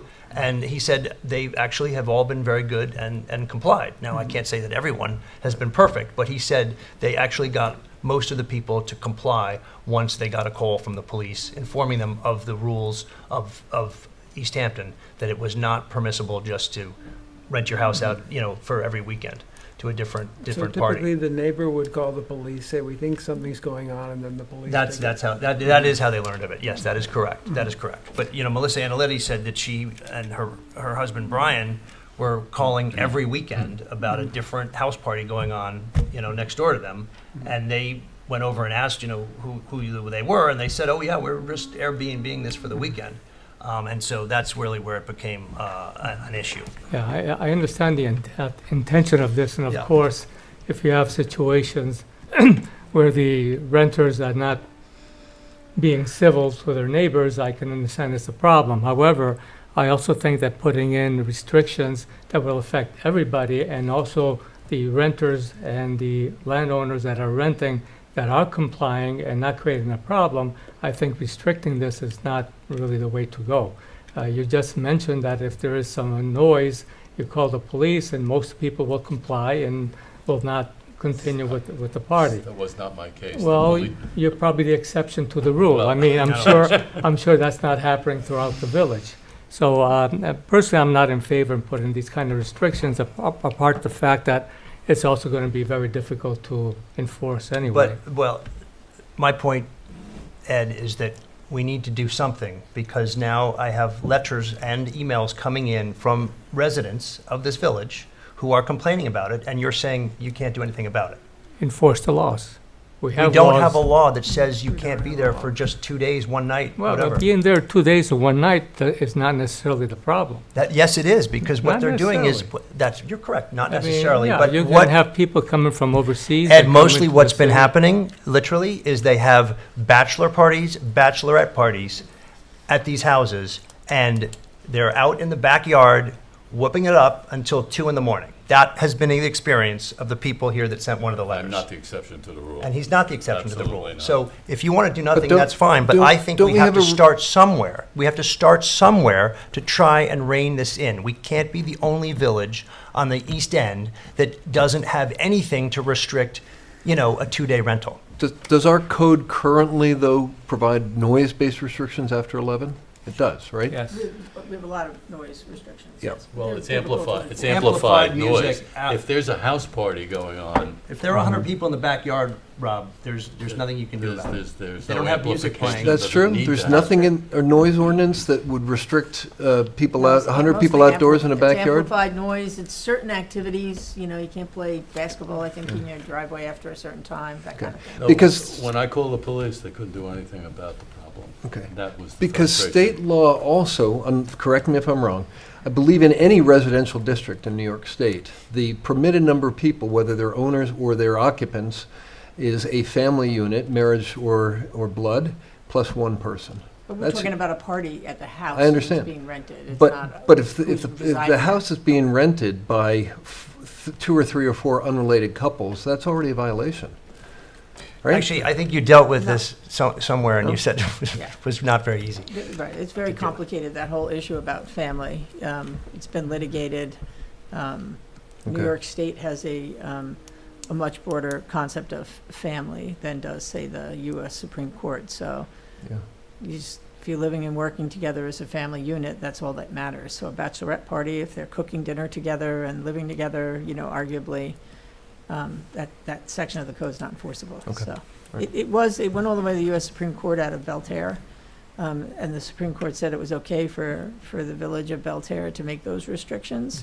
And so it was like the seminal case on it, and New York State promptly, 6 months, a year later, when a case went up to the New York Court of Appeals, said, nope, you can't, those kind of restrictions are not allowed.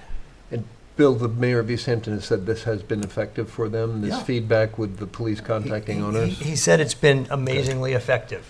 Well, I share Trustee Simeone's general concern about restrictions, but this feels like the restriction is, it's got to be for 14 days. It still allows people to rent their houses, and on two exceptions a year, they can do it for a week, a period of a week. And, I'm not sure, because of the quality of life implications, that there is an inherent right to rent every weekend for 3 or 4 days a week. Do you feel that really restricts it? I don't think this is going to do anything, because people can rent for 2 weeks, show up for a weekend, and give their party anyway, and still have a 2-week rental. I mean, there's a ways around this. So to create restrictions that cannot be enforced, and personally, I do not like this kind of restrictions on the rights of homeowners to rent their properties as well. So I think what you're this is missing not is- something that even the 1 week rental or the 2 week rental, Right. you can still get the noise and the parties Yes, and but it everything won't else. be every weekend, which is what I was experiencing. Well, because if you they rent, wanted to if you their rent for house 2 out. weeks, you're gonna have 2 or 3 weekends that they can have their parties. Yes. And it could be a turnover. Maybe they won't stay there, and then the guy will rent for another 2 weeks on paper, and you're still gonna have the issue. I mean, this is not gonna resolve anything. What you would need to do is to enforce the law for, as far as noise is concerned. One of There is the no law to one of the Yes, there issues is. is, you know, that the argument against these short-term rentals, the seminal argument against them is that they've essentially taken a single-family home and turning it into a hotel or a motel, so that a person who buys a single-family home has no idea day-to-day who's living next door. So That- that is the argument against these short-term rentals, and it's the And it's reason that most exacerbating, municipalities have the housing crisis Well, that because too. you That's are another issue. eliminating a single-family home and making it a virtual hotel. Right, a lot of houses and nowhere for anyone to live, right? So. Anyway, all right. Does anyone wish to speak on this topic? I think Christine. Christine, please come forward.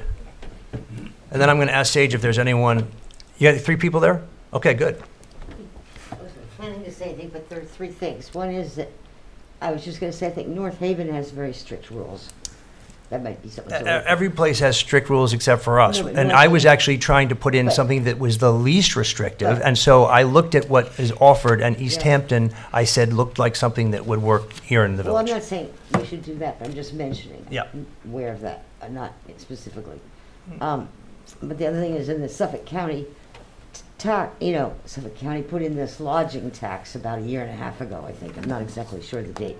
It's 5.5% for anything under 30 days. So, I mean, I know that I always let people know if they want to list for 2 weeks, that applies. For sure. And anyway, and then there was another thing. Is it just, it's not just Airbnb, but on the smaller lots, you're much more apt to have the noise problem, no matter who's there. Yeah. I mean, we have a basketball court that's lit up and a lot of noise. Yep. And other things on the street that are noisy that I won't go into. Thank you, Christine. Okay. Thank you. All right, Sage, why don't we go to the Zoom folks, please? Thank you.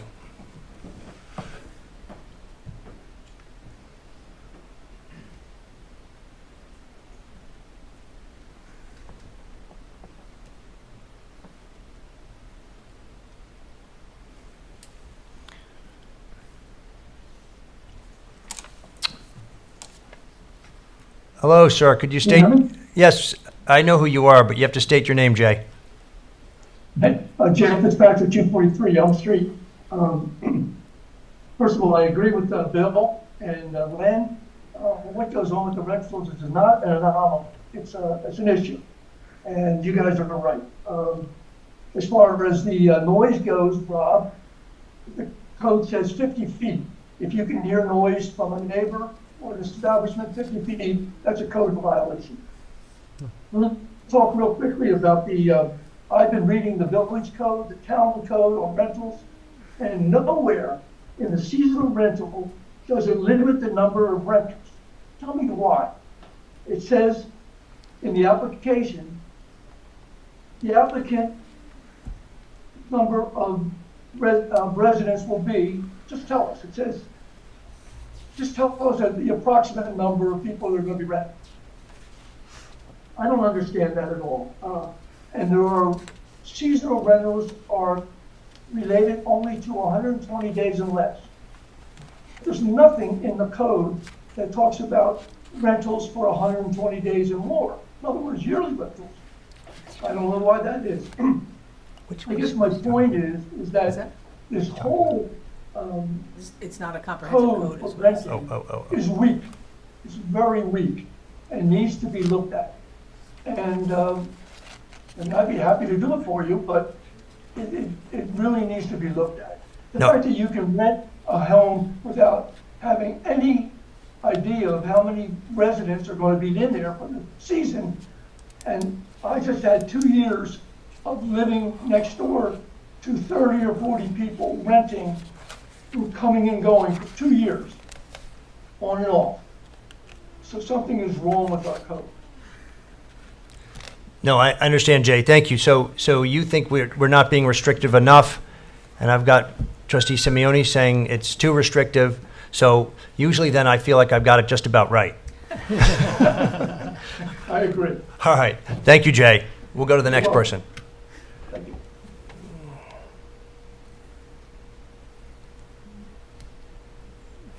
May I ask, while we're waiting, Eileen, a question for you. I'm just looking at this page 38 of 129, at least in our packet, 89-3, titled Registration Required, Application Procedure. But paragraph B says, where a dwelling is to be used as a seasonal use dwelling unit, the unit may be registered with the building So department. this is a whole different section of the That code. has to do with the tax. This has to do with, they passed a state law that said, this is back, I don't know, 3 or 4, 5 years ago. It said if you rent your house and collect more than 30 days Right. rent in advance, then you have to, I guess they barred you from doing that. You can't collect more than 30, but because of the seasonal nature of the This was rental- during COVID. rentals They out didn't here- want people. So that collecting part of the more than code 30 only applies to people who are Correct. looking for that Correct. relief from the, Correct. got it, Right, okay, relief from thank the you. state code, right. Got it. So we're not establishing, we don't have and are not establishing a registry generally for rentals purposes? If we were, No. this code would We- be much more. Understand, okay. But, I mean, again, I would like to put this in place, and then if we need to make changes and put in something like that, that would come later after much more discussion and thought. But I Okay. thought this was something that we could do now to try and help, again, the people that are experiencing this. Thank Do we you. have Thank someone you say- for waiting patiently, whoever's online. Yeah, please come forward there, sir. I can't quite see your name. Oh, it's a ma'am, sorry. Susan, I apologize. Go ahead, please. Is that me? You're on. state your name. Wow, that's it's going to be a long night. Susan Hobdesman, 95 Post Crossing. I did write a letter. One of the things, I'm a realtor for over 23 years, and when we are contacted or I'm contacted about a short-term rental, I have rules and regulations, and I must respond. I can't choose who I want to help and who I don't want to help. So if someone contacts me and they want to rent a house for a weekend, I reply, the only place you can do that is Southampton Village. So when you change this law, we will have parameters that realtors must follow. And I think we need to do it. I think it dilutes the village when there are people coming in for a day or two. I don't think they're adding much to the businesses. I think they probably bring their own food, they bring their own drink, and they enjoy it for the 3 days because they just simply don't want to stay any longer. And that's all I've got to say about that. No, I appreciate that, and thank you for waiting to be able to speak to us tonight. The other thing I understand, and maybe, Susan, you can help me answer this, I understand that some communities, when they enact laws like this, they actually can, again, share them with Airbnb and VBRO, and they actually will not allow people to put on their home for less than 1 week. Well, I think that may be true. I don't know that for a fact. I did know that the town of Southampton at one point was going through the Airbnb listings and contacting owners and saying, you can't be on there for less, but that would make sense. I'm sure Airbnb tax on the 5.5% Suffolk County hospitality tax when they put the listing in, but I would think that yes, they'll follow that. All right, thank you very much, Susan. Do we have one? Do we have one more, Sage? Thank you, Susan, again. Sure, thank you.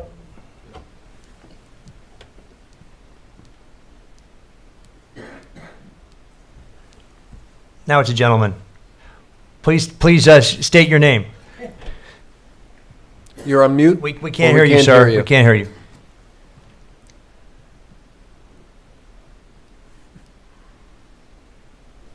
We still can't hear you. He's been waiting patiently all this time, and now we can't hear him. You're going to have to go out and come back in.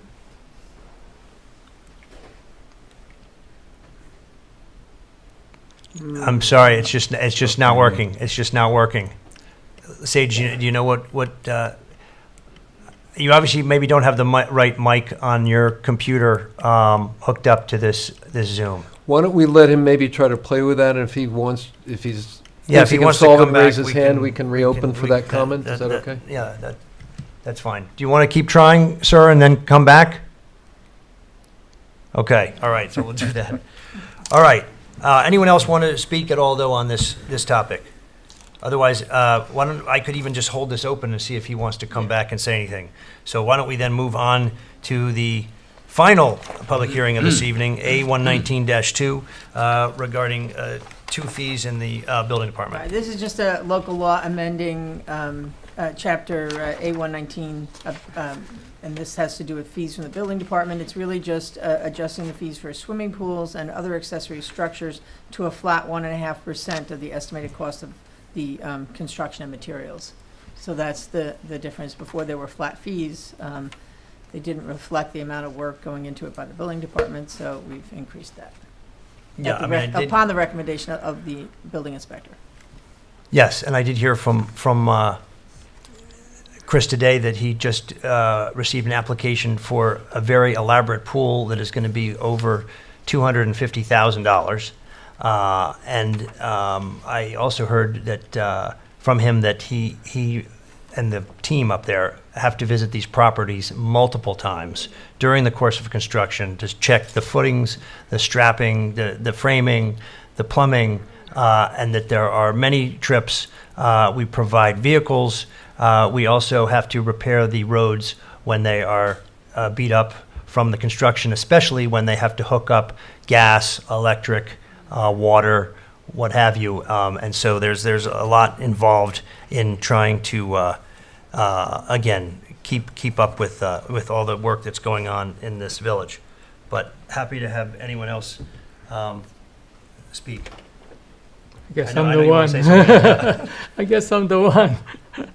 It's a small matter, of course, but I think the larger issue is the fees that we're charging in the first place for the building department, and this just compounds it and just expands it to more building fees for more type of building. So I do not feel that we should make this change, and I think we actually should review our fees that we're charging to make sure that they comply with state law, that they should be covering costs and not really making revenue for the village. All right, Len, do you want to say something? Well, yeah, to that point, I actually did some work because you raised it the last meeting, the last time this came up. Right now, the fees attendant to work like this comes in at just under $2 million a year. The budget has $2 million less than $2 million a year for fee collections. And I did a back-of-the-envelope calculation with respect to the resources that the village would have to use to deal with issues like this. And I very conservatively estimated that the cost to the village could approach $3 million for work attendant to this. So I don't think your point that fees would exceed the cost of the service is mathematically correct. So that issue, I think, is not valid. Yeah, I don't know if this should be done on the back of an envelope. I think if you want to really be serious about it, you should go through the process and do it correctly. Absolutely, we can have the treasurer's office do that, but what I think I'm telling you is the indication is that your point is not valid. But thank you. Anyone else want to speak? Anyone in the public? How about, Sage, do you have anyone else that's joined Zoom? Or just our friend again that wasn't able to speak before? Let's see if we fix it. Are you on now? I am on. Can you hear me? Wow, yes, we can. We have to go Excellent. out of this hearing Could back you, to the could, other one. so sorry, we're going to move out of the hearing on Chapter A119-2 fees, and we're going back to the hearing on Chapter 89. Should we But close? please Do state, you want to close the A119 one or no? let's just do this in a second. I want to get him on before we lose his voice. So could you just state your name, please, for the record, sir? Yes, this is Todd Nietzsche. My wife and I live on 65 Pulaski Street. We wrote a letter in early today regarding the rental policies. Just want to echo, how disruptive the short-term rentals can be. We have called the police, unfortunately, a number of times with mixed success, and I think that is probably the norm. I think just from like a simple fact, just regarding, the ability to enforce, I think what shouldn't be lost is if you have a 2-week rental period, maybe they do only show up for one weekend, but then that means you get one quiet weekend on the other side. And also very simply, if you call the police to break up a party 1 week, they're there for 2 weeks, you most likely won't have to hear that disturbance again throughout the time of their rental, versus having to deal with it 3-4 times, depending on how short-term the rentals are and how often they occur. So just by simply putting in place the 2-week rental period, if you can enforce it, even if there are infractions, the fact that there most likely will not be repeat infractions by the same people in that house over a 2-week period, you're going to dramatically cut down on the actual impact that the neighbors are feeling every single weekend. So, to the extent that we can do anything about that, even if it is small and a 2-week period, I think it should be a quite appreciable impact in terms of the benefit of the quality of life that we have here. Thank you very much, and I appreciate you hanging in there to make sure we could hear what you had to say. Thank you for giving me the time. Yes, thank you very much. All right, so now I will close the hearing on Chapter 89, the seasonal use of rentals. I'll make the motion. Second. All in favor? Aye. Okay, and now on the Appendix A119-2 fees, I will make a motion to close that hearing as well. Yeah, sorry, I just had one, that's right, did one good comment. I've heard the back and forth. I, on the one hand, agree with Trustee Simeoni that if there is a state law that has this requirement for a reasonable relationship, we should just make sure we're not structurally going beyond it. And I hear Trustee Zananti say it's not the case. And I also appreciate your comments. I think as I understood it, Bill, you're saying in addition to the direct costs of the building department, there are costs like maintaining and repairing, in some cases, our roads following construction. There's land use board costs. Yep. There's the code enforcement costs, the building department costs. Yep. Traffic control costs, police costs in some cases. I mean, there's a lot of things that go into this. So Yep. the fees certainly are less than those costs. That's my point. Yeah, okay. Anyway, but thank you very much. So any final comments on this? All right, I'll make a motion to close the public hearing on A119-2 fees. Is there a second? Second. All in favor? Aye. Thank you very much. Any opposed? All right, we'll go to correspondence to the board. Some of it you may have referenced already. Correspondence from Ken Weinstein, who raises concerns about the workforce housing law and makes several suggestions to fix it. Correspondence from Steve Markov and Jeff Molesky, who have advocated for no left turn from Lee. Correspondence from Isabel Legal, who's also advocating for no left turn from Lee. Correspondence from Lauren Santo Domingo, who is also advocating for no left turn from Lee. Correspondence from Brian Licht and Melissa Analetti, who favor restrictions on short-term rentals, yes, favor those restrictions. Correspondence from Jay and Patricia Fitzpatrick, who also favor restrictions on short-term rentals. Correspondence from Kathleen Seltzer, who favors restricting short-term rentals. Correspondence from Robin Blackley, who raises concerns on the streets north of Hill Street. Correspondence from Sharon Denna, who advocates for no left turn off of Lee. And we have correspondence from Melissa Analetti, who has concerns herself about the short-term rentals and advocates for more oversight. And then correspondence from Dr. Alexander Legal, who again advocates for no left turns off of Lee. So just so we know, we're clear, those letters that relate to public hearings should be made part of the public record at those public hearings, for those public hearings. So we should make sure. Okay, there were some that came in very late today. Right, so they just need to be made a part of the record for the public hearing. All right, thank you. We'll have to talk to Kathy about that. I will. So now we will open up to general public comment. Mindy? Michelle? Anyone? Maybe Sage, you want to say something? Is there anyone on Zoom? Anyone on who Zoom wants to say anything in public comment? We covered a lot of territory this evening so far, so hopefully there's not too many more.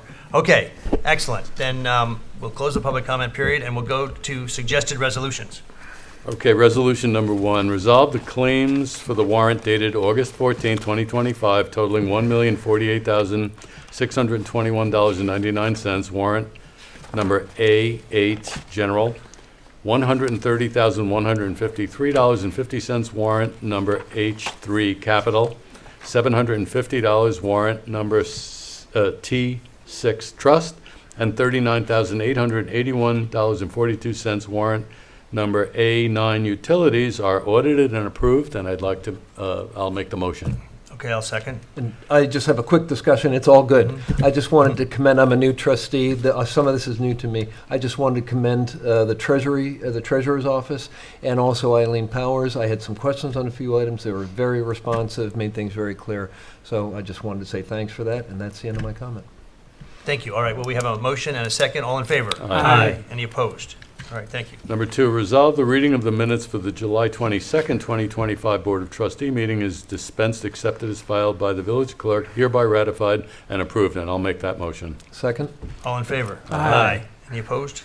All right. Whereas the Board of Trustees of the Village of Southampton is considering a local law amending Chapter 110-43 of the Village Code, Vehicles and Traffic, by updating and amending Schedule L, stopping, standing, and parking restrictions, and whereas the public hearing was held by the Village Board on August 14th, 2025, at which time all persons either for or against said amendment was heard, now therefore be it resolved, local law number, do we know, Eileen? I have no idea, sorry, Bill. I think this has to be done by the clerk, because I'm not sure where we are in the lineup. Of 2025 is hereby adopted, so I will make the motion. Second. All in favor? Aye. Okay, any opposed?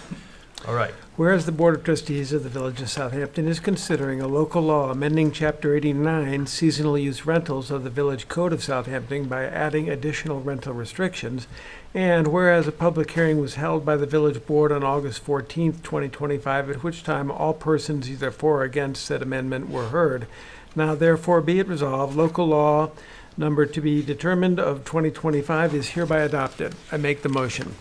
I'll second. All in favor? Aye. Aye. Opposed? Nay. Okay. Number 5, whereas the Board of Trustees of the Village of Southampton is considering a local law amending Appendix A119-2 fees of the Village Code of Southampton by amending certain building fee amounts calculations And whereas a public hearing was held by the village board on August 14, 2025, at which time all persons either for or against said amendment were heard. Now therefore be it resolved, local law to be number to be Wait, determined. Kathy's got I'm it. so sorry. So the first one, 11043, is local law number 6. Okay. And then, so that's resolution number 3. Yep. And then you could follow from there. 7, so we're up to 8. Okay. Resolved, local law number 8 of 2025 is hereby adopted. I make the motion. I will second. All in favor? Aye. Aye. Opposed? Nay. Okay. All right, number 6, whereas the Board of Trustees of the Village of Southampton has determined that this proposed local law is considered an unlisted action under 6 New York Code of Rules and Regulations, Part 617 of the New York State Environmental Quality Review Act, now therefore be it resolved that the Village Board of Trustees hereby assumes lead agency status as there are no other involved agencies, and be it further resolved that the Village Board hereby directs that a public hearing shall be held as a hybrid in-person Zoom meeting on September 11th, 2025 at 6 p.m. at the Village Meeting Room at the Southampton Village Hall located at 23 Main Street, Southampton, New York, 11968, to hear any and all persons, either for or against a proposed local law entitled A Local Law Amending Chapter 54 of the Village Code, Environmental Quality Review by amending Type 1 and Type 2 actions under SECRA. So just to explain the proposed law to everybody, the New York State Environmental Quality Review Act was adopted with the intention that all agencies conduct their affairs with an awareness that they are stewards of the air, water, land, and living resources, and that they have an obligation to protect public health and the environment for the use and enjoyment of the property for this and for all future generations. And without getting into the weeds, essentially no agency involved in an action may undertake, fund, or approve an action until it has complied with the provisions of SECRA by taking a hard look at the impacts of their decision on the environment. SECRA designates certain types of actions a board may take as either a Type 1 or a Type 2 action. Type 1 actions are large actions above certain thresholds that are presumed to have potential impacts on the environment, while Type 2 actions are smaller actions that are presumed to have no impact and requires no further review. So anything not on those lists are deemed unlisted actions, which require the board to take a hard look at any impacts before making a decision. So an approval for a Type 1 or an unlisted action is not complete until a negative declaration has been issued confirming there'll be no adverse impacts.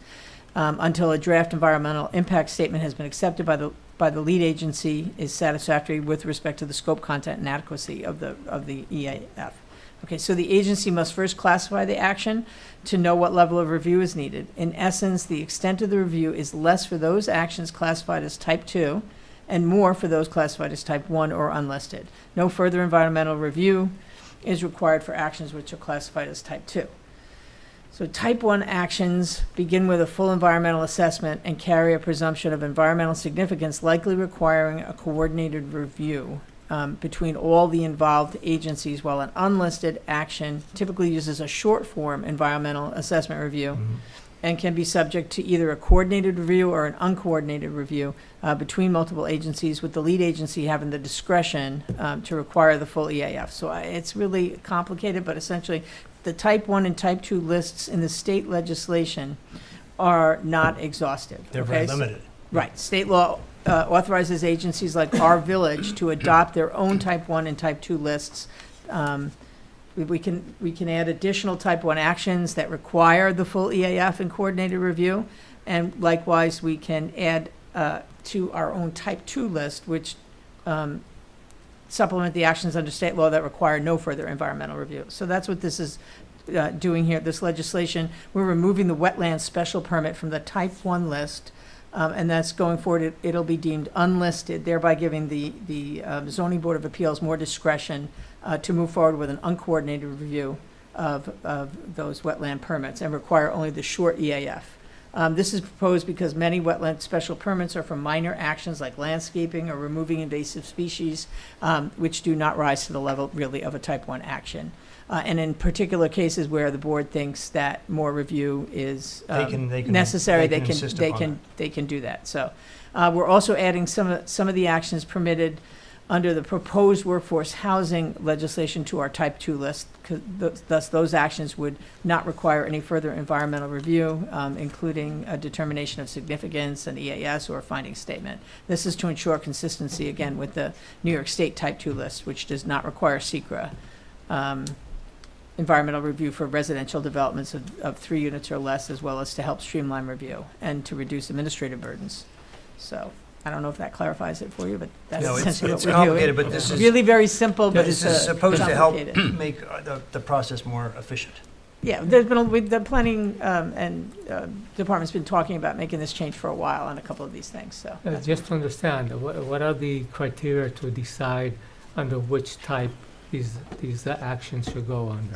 So there's a list at the state level that describes what's a type 1 and a type 2. So And it's not in our village code? Well, it's covered by state law, so we're Right. bound by state law. Our boards Okay. follow state law. But the state law also gives us the ability to add to that type 2 list and/or the type 1 list. So if there's certain actions that we think warrant, because of maybe some particular aspect of the village, that require a more intense review, we can put it on the type 1. So we know that it always gets a full EAF.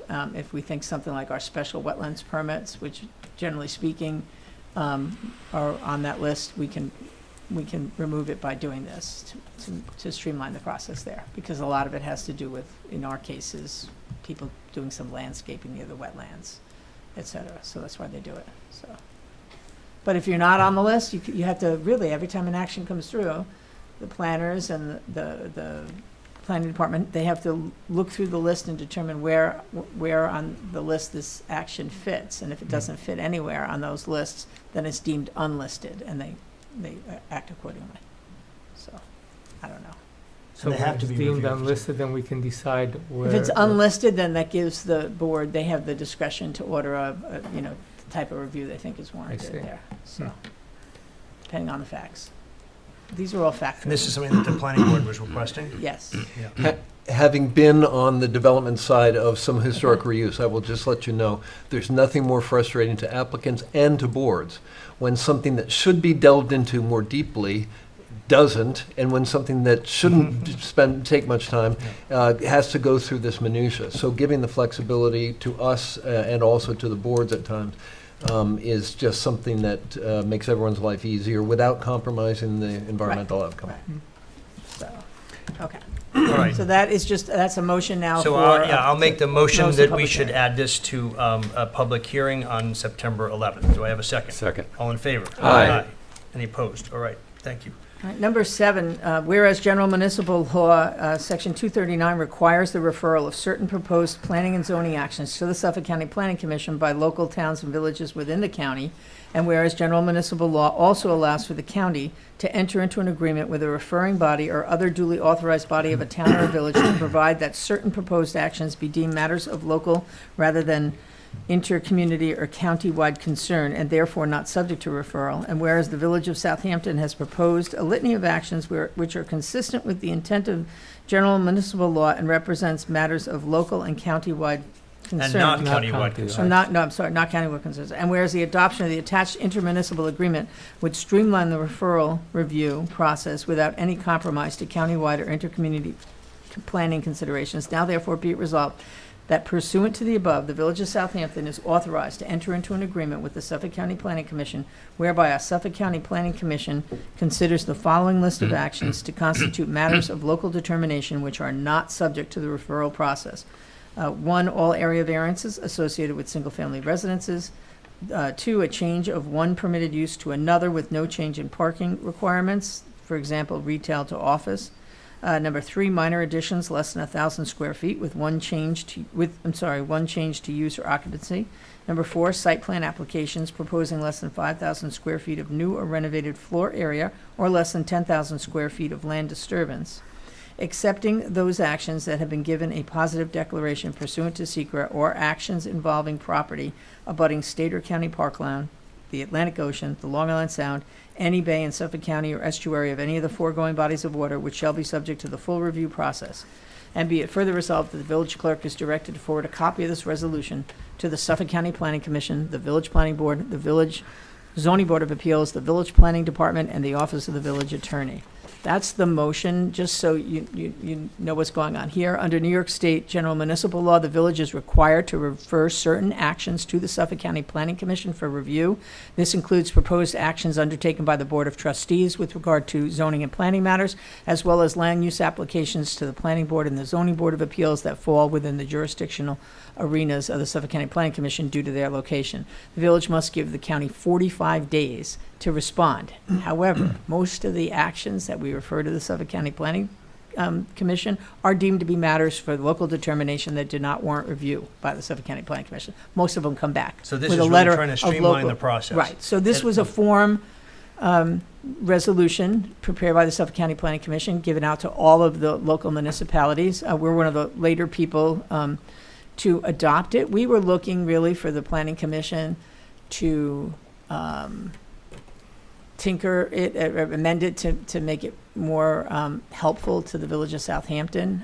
This one is not that helpful because you read the exception at the end of it where it says, with accepting those actions that have been given a positive deck pursuant to secret or actions involving property abutting state or county parkland, the Atlantic Ocean, the or Long any Island bodies of Sound, water. any Suffolk County Bay. It covers a lot of property Yeah. in the village of Southampton. So, but we couldn't get anywhere with them to make that change. So we decided that this so- was better than nothing. This is and better that than since nothing, they, right. this is their boilerplate language Right. that they hand out to municipalities if they Now, want to we will adopt a we will streamlined process. continue to pursue a better one because it is helpful to them, but I think they're in the process of trying to get as many people on board right now, so maybe down the road they'll Because they have be to review all these things. more likely to listen to us. Can I just ask a question about small Roman 3? Is it really one change to use or access or occupancy, Yeah, or should that's that what say they- no? that's- yeah, One one change. change, yeah. What does that mean?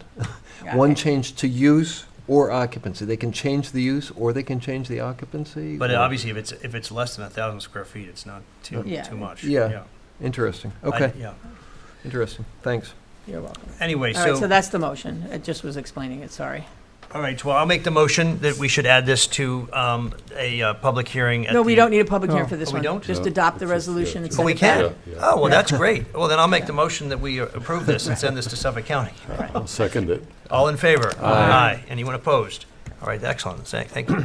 All right. Whereas Chapter 116-19.3A4 requires any person proposing to conduct or cause to be conducted a regulated activity upon any wetland or within a regulated area to provide a survey delineating, among other things, the location of all wetlands within 200 feet of the proposed activity, and whereas the applicant is given the choice of hiring their own surveyor engineer to perform the service or have the village consultant provide the service, and whereas the village has been offering the wetland delineation flagging service at a flat fee rate of $500, and whereas the actual cost to the village almost always exceeds $500, and whereas the village board of trustees believes it is more appropriate to have the actual cost of the flagging paid for by the applicant, and whereas the village has entered into an agreement with its consulting engineers, H2M, to provide the service at set rates based upon the size of the property, now therefore be it resolved, the cost of delineating wetlands on a survey, aka wetlands flagging, shall be set forth below.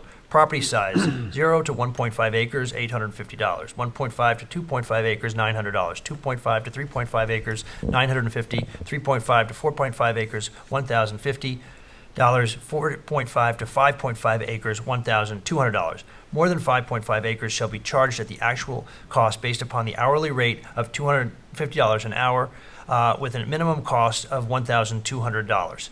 So I will make the motion Second. and just discussion. Yeah. I just have a question. Yeah. Obviously, the applicant can still get his own Yes. survey from us. But what's happening, because ours is less expensive, everyone is requesting us to do it. $500. And so we're only collecting 500, and as we have an agreement with H2M, the minimum we're paying is 850. The village is losing out $350 each time. Yeah, at a minimum, So, all right, we have a motion. Do I have a second? Yes. All in favor? Aye. Any opposed? All right. Whereas the Board of Trustees has allocated funds for capital expenditures for the purpose of repairing and maintaining the exterior of the Veterans Hall, specifically including the scraping and painting of the fascia, soffits, and windows, and whereas the Superintendent of Public Works has obtained an estimate from Austin Interiors and General Contractors based upon their existing contract with the County of Suffolk to perform the necessary work at a total cost of $213,804. Now therefore be it resolved. The Board of Trustees approves the contract with Austin Construction in the amount not to exceed $213,804, and be it further resolved, the funding for said project shall be made available from the Capital Fund H.1620.200. I make a motion. I'll second, and just to give some information on this as well. This was always anticipated in this year's budget, and the good news is, don't tell anyone at Austin Interiors and General Contractors, but what we put in is far higher than what the bid came in at, so we are actually doing very well with a $213,000 work on the Veterans Hall restoration. So we have a motion and a second. All in favor? Aye. Anyone opposed? Okay. Whereas William L. Mackey Jr. has applied for a pre-entitlement age total and permanent disability benefit from the Village of Southampton Service Award Program, and whereas the application was reviewed by a PenFlex Plan Administrator Benefits Analyst who determined that Mr. Mackey is eligible to receive a one-time lump sum total and permanent disability benefit from the program, and whereas the benefit is calculated on the actuarial present value of the participant's accrued service award as of the date upon which the board approves the benefit, which for estimated purposes is equal to $19,525.54, and whereas this payment shall not be from the village's adopted operating budget, but from the Firefighters and Emergency Services Workers Service Awards account, and whereas PenFlex requires a signed written notification stating the date on which the benefit was approved on village letterhead, now therefore be it resolved that the mayor requests and the village board approves authorization to direct the village administrator to sign such letter as the designated village representative. I make the motion. Second? All in favor? Aye. Any opposed? All right. Resolved, the Board of Trustees approves Mayor Manger to attend the annual NICOM Fall Training School from September 15th to the 19th, 2025 in Lake Placid, New York. Registration, training, hotel accommodations, meals, and travel expenses are estimated at $1,850. I'll make that motion. Second? All in favor? Aye. I didn't think I should second that one, yeah. Resolved, the Board of Trustees approves Kathy Sweeney, Village Clerk, to attend the annual NICOM Fall Training School from September 15 to the 19th, 2025 in Lake Placid, New York.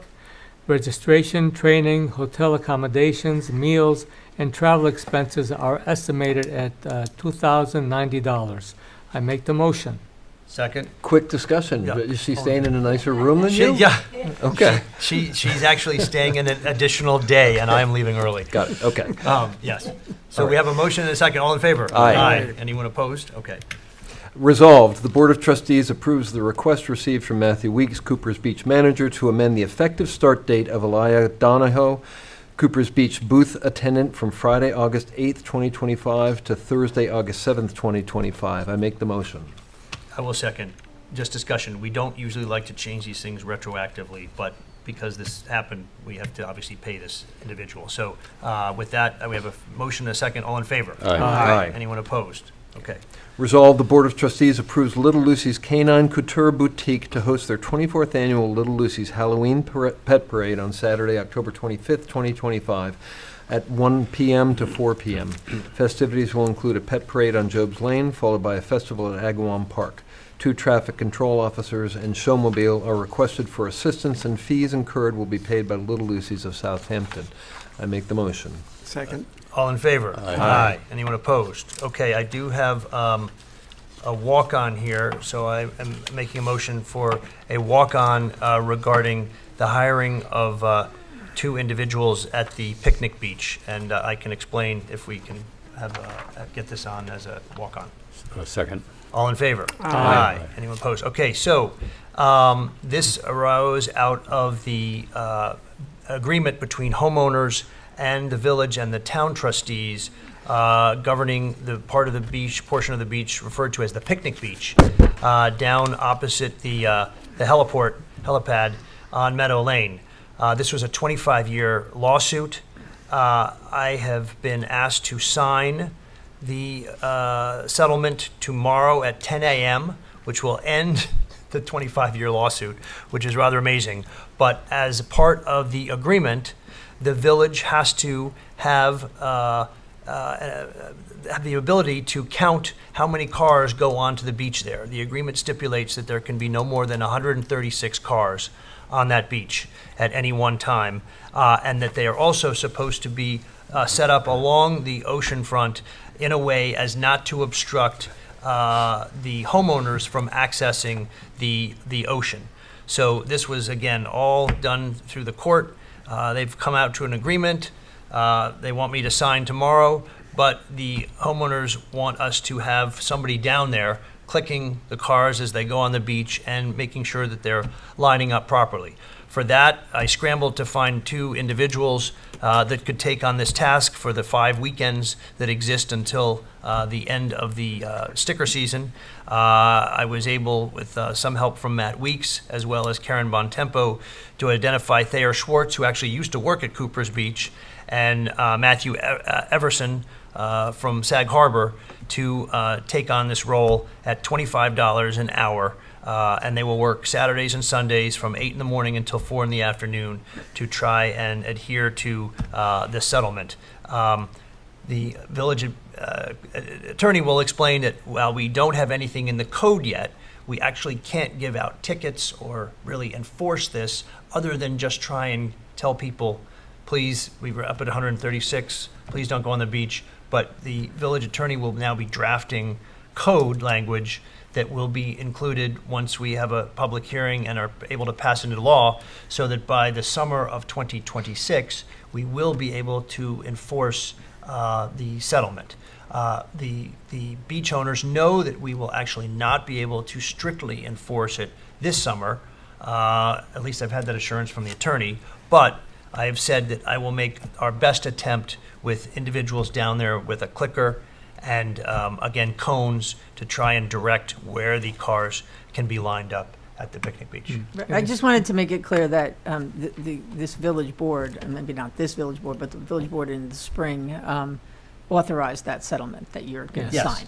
Yes, and so it's finally come to be signing time, and I am signing tomorrow at 10 a.m. So will we have to only on Saturdays and Sundays? Well, that's really when the issue is. I mean, I don't think there's going to be more than 136 cars there on a Probably Wednesday. not, but they don't expect you to control it during the week? Basically, I explained this is what we could do this summer, and it's really the Saturdays and Sundays when they're most concerned. So that's what we're able to do. We can see how it goes, and hopefully. This is to start the education. We actually printed out copies of the plan of how the cars are supposed to line up. These 2 guys are going to hand out the plan to everybody that goes onto the beach this weekend and try and get it to work. But as we know, we can't really enforce it, Chief, so it's going to be interesting. But we're making our best attempt here. Are they big guys? They're big enough. They're big guys. Or gals, could be a big gal too. Strong. But I have 2 quick questions. I think during 4th of July week, we can expect that there might be non-Saturday or Sunday demand that exceeds as well. Will we have to hire people next summer? Yes. So this is going to have to be part of the budget for next summer. That's Is there correct. any way to automate this so that we have an automated way of counting cars? No, but hopefully the education process will make it simpler as time goes on for everybody. Yeah, Who I'm knows? afraid this is something that we're just going to have to. The alternative was nobody on the beach. So. Right. Which was not a good alternative. And that will happen after September 14th. Nobody will be on the beach. Well, right? that's true too, Right, yeah. right. But anyway, so this is the best we could do for this year. I think the homeowners understand that. They're grateful that we're trying to set up something here to be able to limit the number of cars on the beachfront there. So I'll read the resolution. Here, what is that? What's Be it resolved. Yeah, be it resolved, it's sort of weird the way it's written, PB. Be it resolved that the Board of Trustees hereby appoints Thayer, Schwartz, and Matthew Evanson as special beach attendants at the area known as the Picnic Beach at the hourly rate of $25 on Saturday and Sundays from 8 a.m. to 4 p.m., effective August 16th, 2025 through September 14th, 2025. So I'll make the motion. Second. All in favor? Aye. Anyone opposed? All right. The only other possible walk-on we had is if the village wanted to attempt the pilot program that was outlined by Mr. Lenahan, or should we dispense with that and look for something else? What is the pleasure of the board? I think, I understand the enforcement issues, and I understand the danger that the no left-hand turn posed because people were taking right-hand turns and U-turning on Hill Street, which is very dangerous, or going through Poor Enstein service station to accomplish the same thing. No, I know. But I think we've got to figure out a way with some kind of barricades to help prevent that if we're gonna try the no left-hand turns again. This is for the traffic light? This was the resolution if we wanted to do the traffic light. This is for the temporary traffic light. Traffic light with all the barriers. But again, if this was only if the board wanted to try and do this tonight as a pilot to start on the 25th of August for 2 weeks, or whether we let it go and we keep trying to come up with something else. Yeah, I would not do the traffic light. Okay. You're going to get so much opposition just on Lee Avenue, and I personally don't think it's going to be that effective either. Roy? Yeah, I don't understand, and I listened to everybody. I don't understand why they'd like the no left turn so much better than the traffic light, which is, to me, is a no left turn, but even better than a no left turn. But I think there is such opposition, so many questions about it. One of the gentlemen was saying people are going to come down Lee, and when they see the red light, they're going to make a U-turn on Lee. Well, with the no left turn, they're either going to make an illegal left turn, they might do the same thing, they might make a right turn and a U-turn. As I said during the public hearing, it all comes down to whether or not our chief can station a guy there pretty much full-time, which we don't have the resources to do. I do think if we're going to have booth attendants, these young men getting paid $25 an hour to click the clicker at the beach, we could afford to have a TCO or something that roughly makes the same amount of money. Even if they can't give people tickets, just to have somebody there pointing at the no turn sign or whatever wouldn't be a terrible idea. In any case, I defer to the residents in the area. I mean, I do think the red light is as effective as the no left turn, but unless we do it also at Captain's Neck and take some steps to also stop the illegal right turns, the right turns and the U-turns, I hate to say it because we need to do something. This is an emergency. It's a quality of life issue, not just for the people on Lee and Captain's Neck, but for the whole village. So. Well, I agree with a lot of what Trustee Stevenson just said, but there was such opposition. I didn't hear a single person on the road say the traffic light's a good idea. Right. I'm going to put Trustee Zananti a little bit on the spot. Well, we've had this conversation before. Is there any possibility, since there's been some tweaking of the County Road 39. I know you're going for this meeting in September and a permanent implementation of it, but there's also been some tweaking in terms of certain north-south access, and is there any way to consider getting a second 2-week pilot program getting going to maybe as part of your argument to the county that we're going to prove it over a 2-week period? Because I think the north, obviously north of County Route 39, which is not the village, had their issues with the school, Tuckahoe School. Yep. I think our issue, and I know the chief is going to make this argument when we go on the 16th, is the McGee outlet onto County Route 39. That is the tweak that we need. Right. Right. Do you want to say? Well, what I'm just to finish this up, I I always think speak for the chief. most of the people who spoke here weren't here when the pilot program happened in April. They and were May. not. They They were didn't not. No, see the exactly, immediate exactly. benefit. They were not. So if we could do another pilot so they could see that, it might take temperatures down a Yeah, bit. I don't know. I would push to make it permanent. Yeah. It proved itself. That's my opinion. Understand. anyway. Okay. With respect to this, the red light, my first impression was what we heard. It's going to cause people, until Waze catches on, and it's only a 2-week pilot, but until Waze catches on, it's going to force people to sit in front of driveways and not move. Right. As long as the light is favoring, Hill Street. So I'm agreeing with my colleagues here that I think we should not go forward with the red light, and we should try to come up with a workable no left turn for at least, the short term, until we can have a holistic solution. But we'd almost have to have a barricade down the middle so people can't make Right. U-turns, which I don't know how easy that is to do. I mean, it's not going to be easy because Steve measured it today when we were thinking about this. Right. And if you put a solid barricade down the center, fire truck can't get through. It's not wide enough. So that's out the window.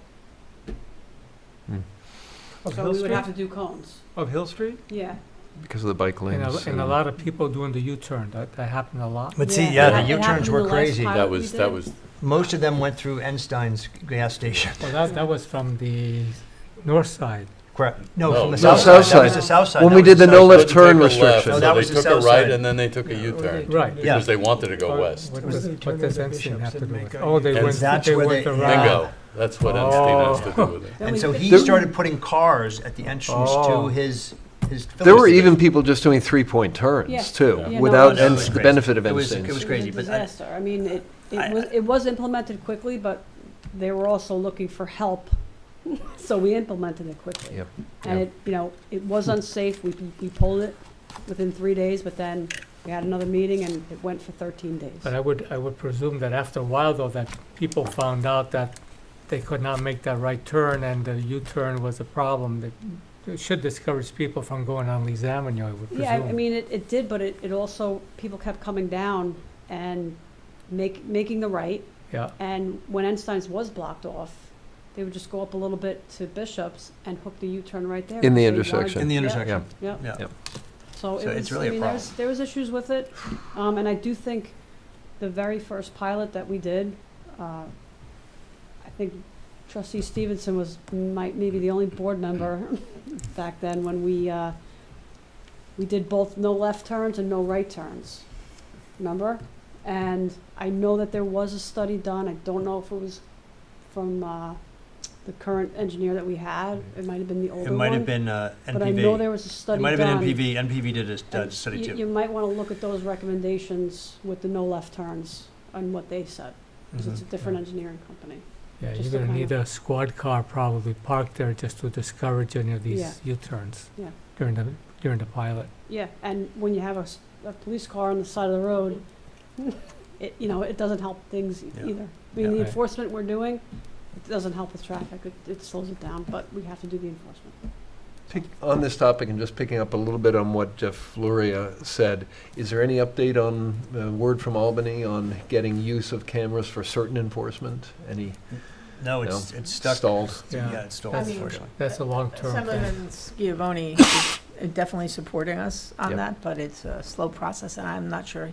There's a dispute between the Senate and the Assembly on the language of the bill. Okay. You can't even make this up. The Senate Yeah. wants to dedicate the fines to the police department.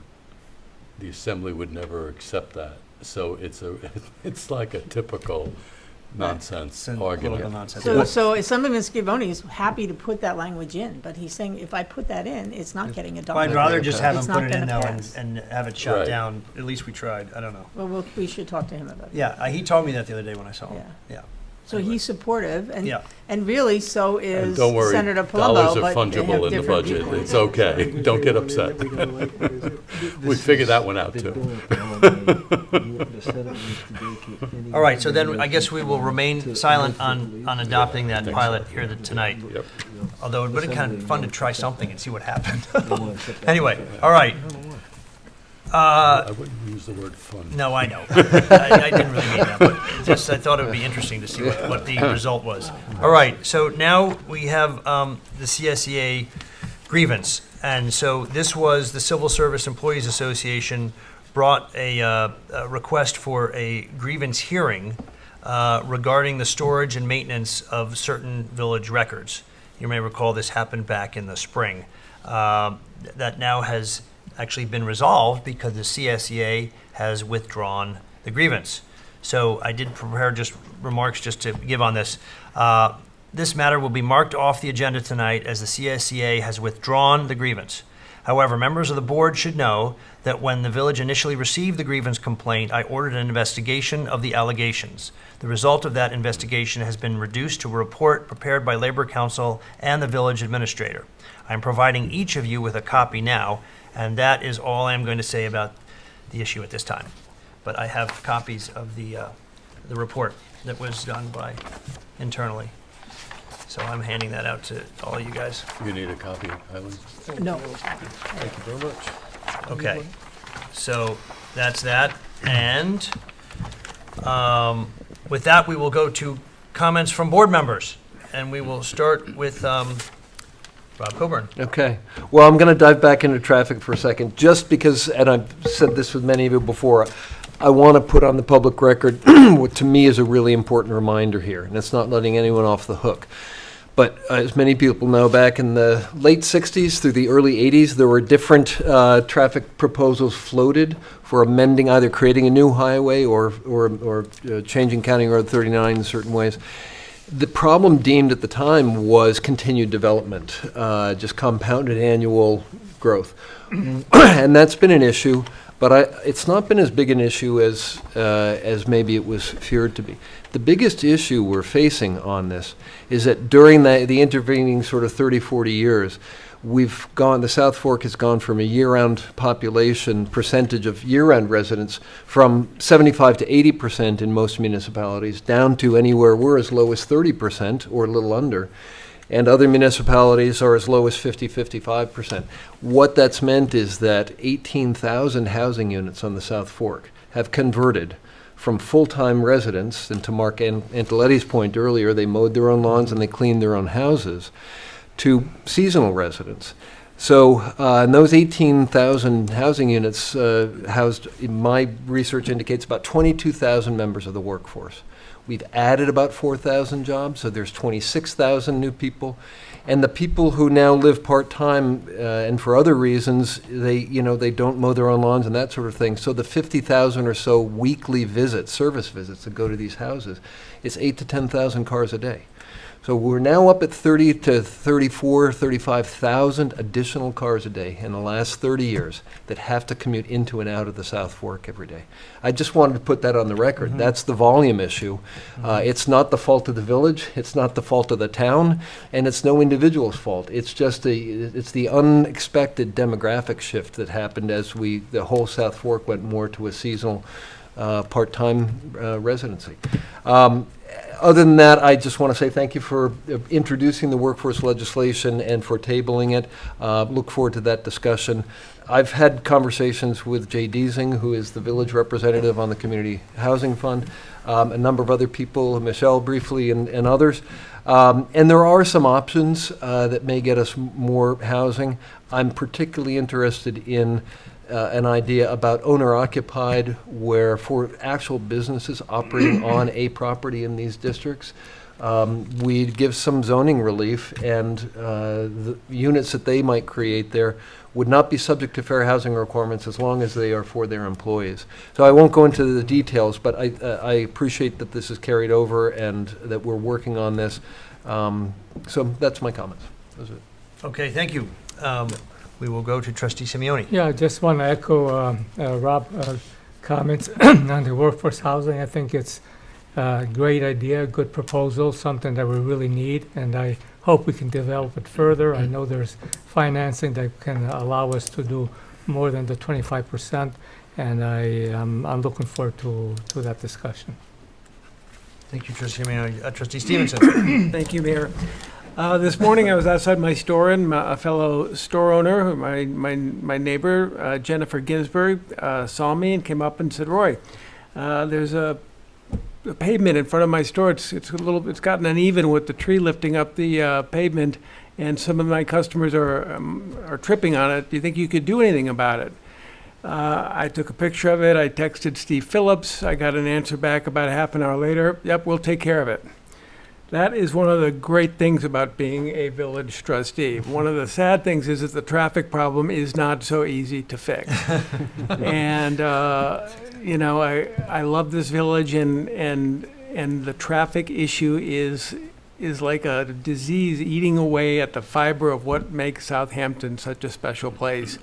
And we're all working so hard on it. I thank Trustee Zananti for his efforts with the town and the county and Mayor and Len. Go see Ed Romaine and let's get something done to that effect, because it's a serious problem, and we really need, there is no magic bullet, but it's something we need to work on. With that said, I would like to remind everybody that tomorrow, or is it tomorrow? What day is today? Thursday. Saturday night, August 16th, is the Firemen's Chicken Barbecue Dinner at the Firehouse on Windmill Lane, and it is a great event. A lot of the vehicles will be all polished and out, and there's sirens going, and if you bring your kids, it's an absolutely fun time. They have the tower up, and the food's really great, and the company's really great, and all the proceeds go to supporting our wonderful volunteer fire department. So I encourage everybody to go to that. And with that, I'll say good night. Thank you, Trustee Stevenson. Trustee Zananti. Thank you, Mayor. No, I applaud the board tonight for passing the rental restrictions on the seasonal use rentals. I think that action shows respect for our residents, underscores the importance of our quality of life interests, and shows basic respect and civility for neighbors. If the absent landlords are not there to watch what their renters are doing, it's believe me, it's not pleasant to live through. With respect to traffic, looking forward to the September 16th meeting with the county exec, and looking forward to hopefully convincing them. I know the chief is going to bring statistics and be very well prepared to show the importance of this this change to the village and to the town, frankly. Thirdly, I think as a general matter, updating the certain fees, the building fees, the wetlands flagging fees, make perfect sense to help the village recover the cost of providing these services.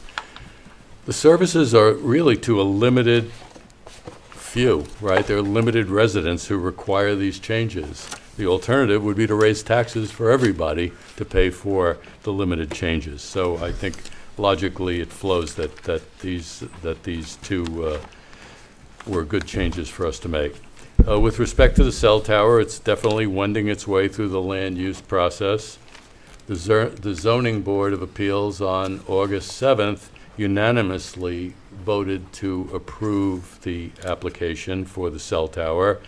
The ARB is now going to consider changes in the fencing and some landscaping issues that were requested, and it seems to be moving ahead pretty well. I've liaison to the tree committee, and the tree committee is working on a strategic plan for dealing with the trees in public areas, which is a big change for this village, and they're very enthusiastic about what has been drafted so far. And also the Environmental and Sustainability Committee, which I co-liaison with Trustee Coburn, is also dealing with bike routes and safety issues, and also suggesting native plantings, native planting garden in Dozier Park when the time is right to be mindful of bioswales and whatever around the new algae skimmer. And with that, I'll say good night.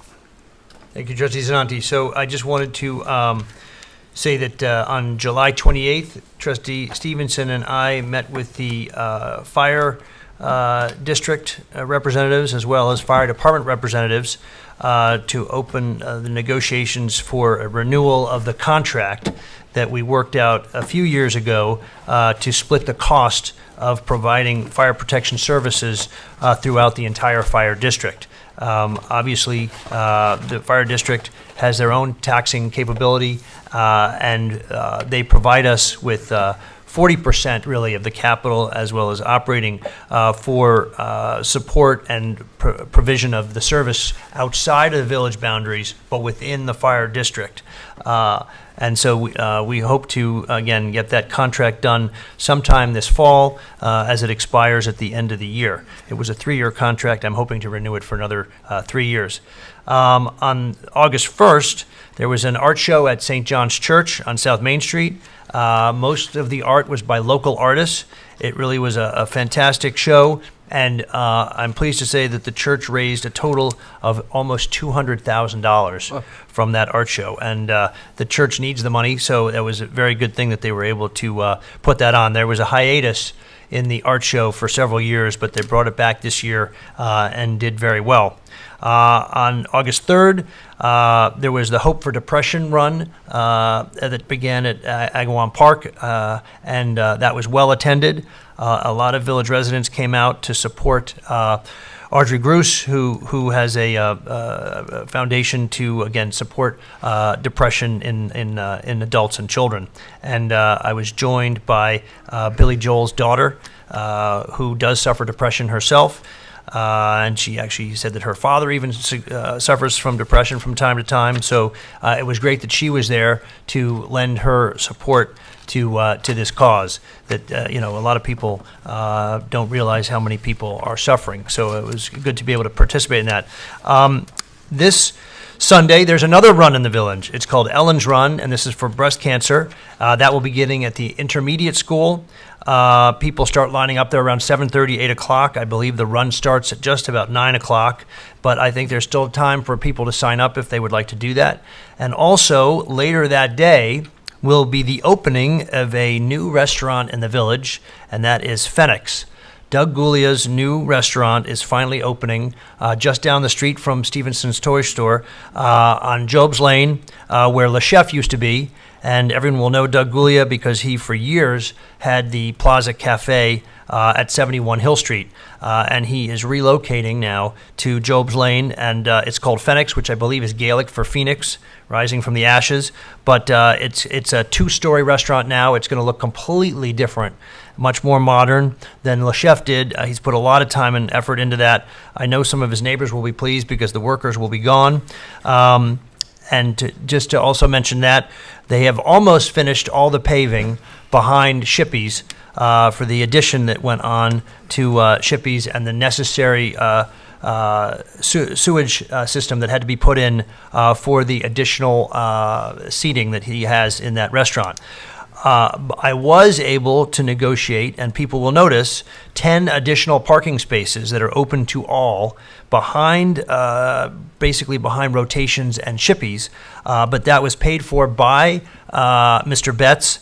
I also got Mr. Betts to pay for new drainage at that location, so he has paved now for the paving. He's now paid for the paving and new drainage at that location so that we don't have any flooding. Curbs were put in so that the water does not flood onto the SAC property. And again, curbing was put in around these 10 new parking spaces that are open for all. And so I think that was actually a very good deal that we were able to get from Mr. Betts and his expansion to get an improvement in the parking lot at that location. Other than that, I just want to report that the 2 bocce courts have been installed at Moses Park. I hope some people will go down to see those. They're actually quite attractive, and we're actually putting up a little hut there so that people can stay out of the sun while they're there playing bocce, and that's being done in-house by our wonderful DPW staff, and so that's going to be a great deal. And the playground has arrived. The equipment has arrived, and it will be installed probably in the next couple of weeks. And so the new playground at Moses Park will be installed with the new simulated turf for Moses Park, and hopefully by later this fall, Moses Park will really be in great shape. But there's been a lot of work going on down there, and again, the bocce courts look great. So if anyone wants to come out and play bocce, I recommend you head over to Moses Park. With that, I think that is it.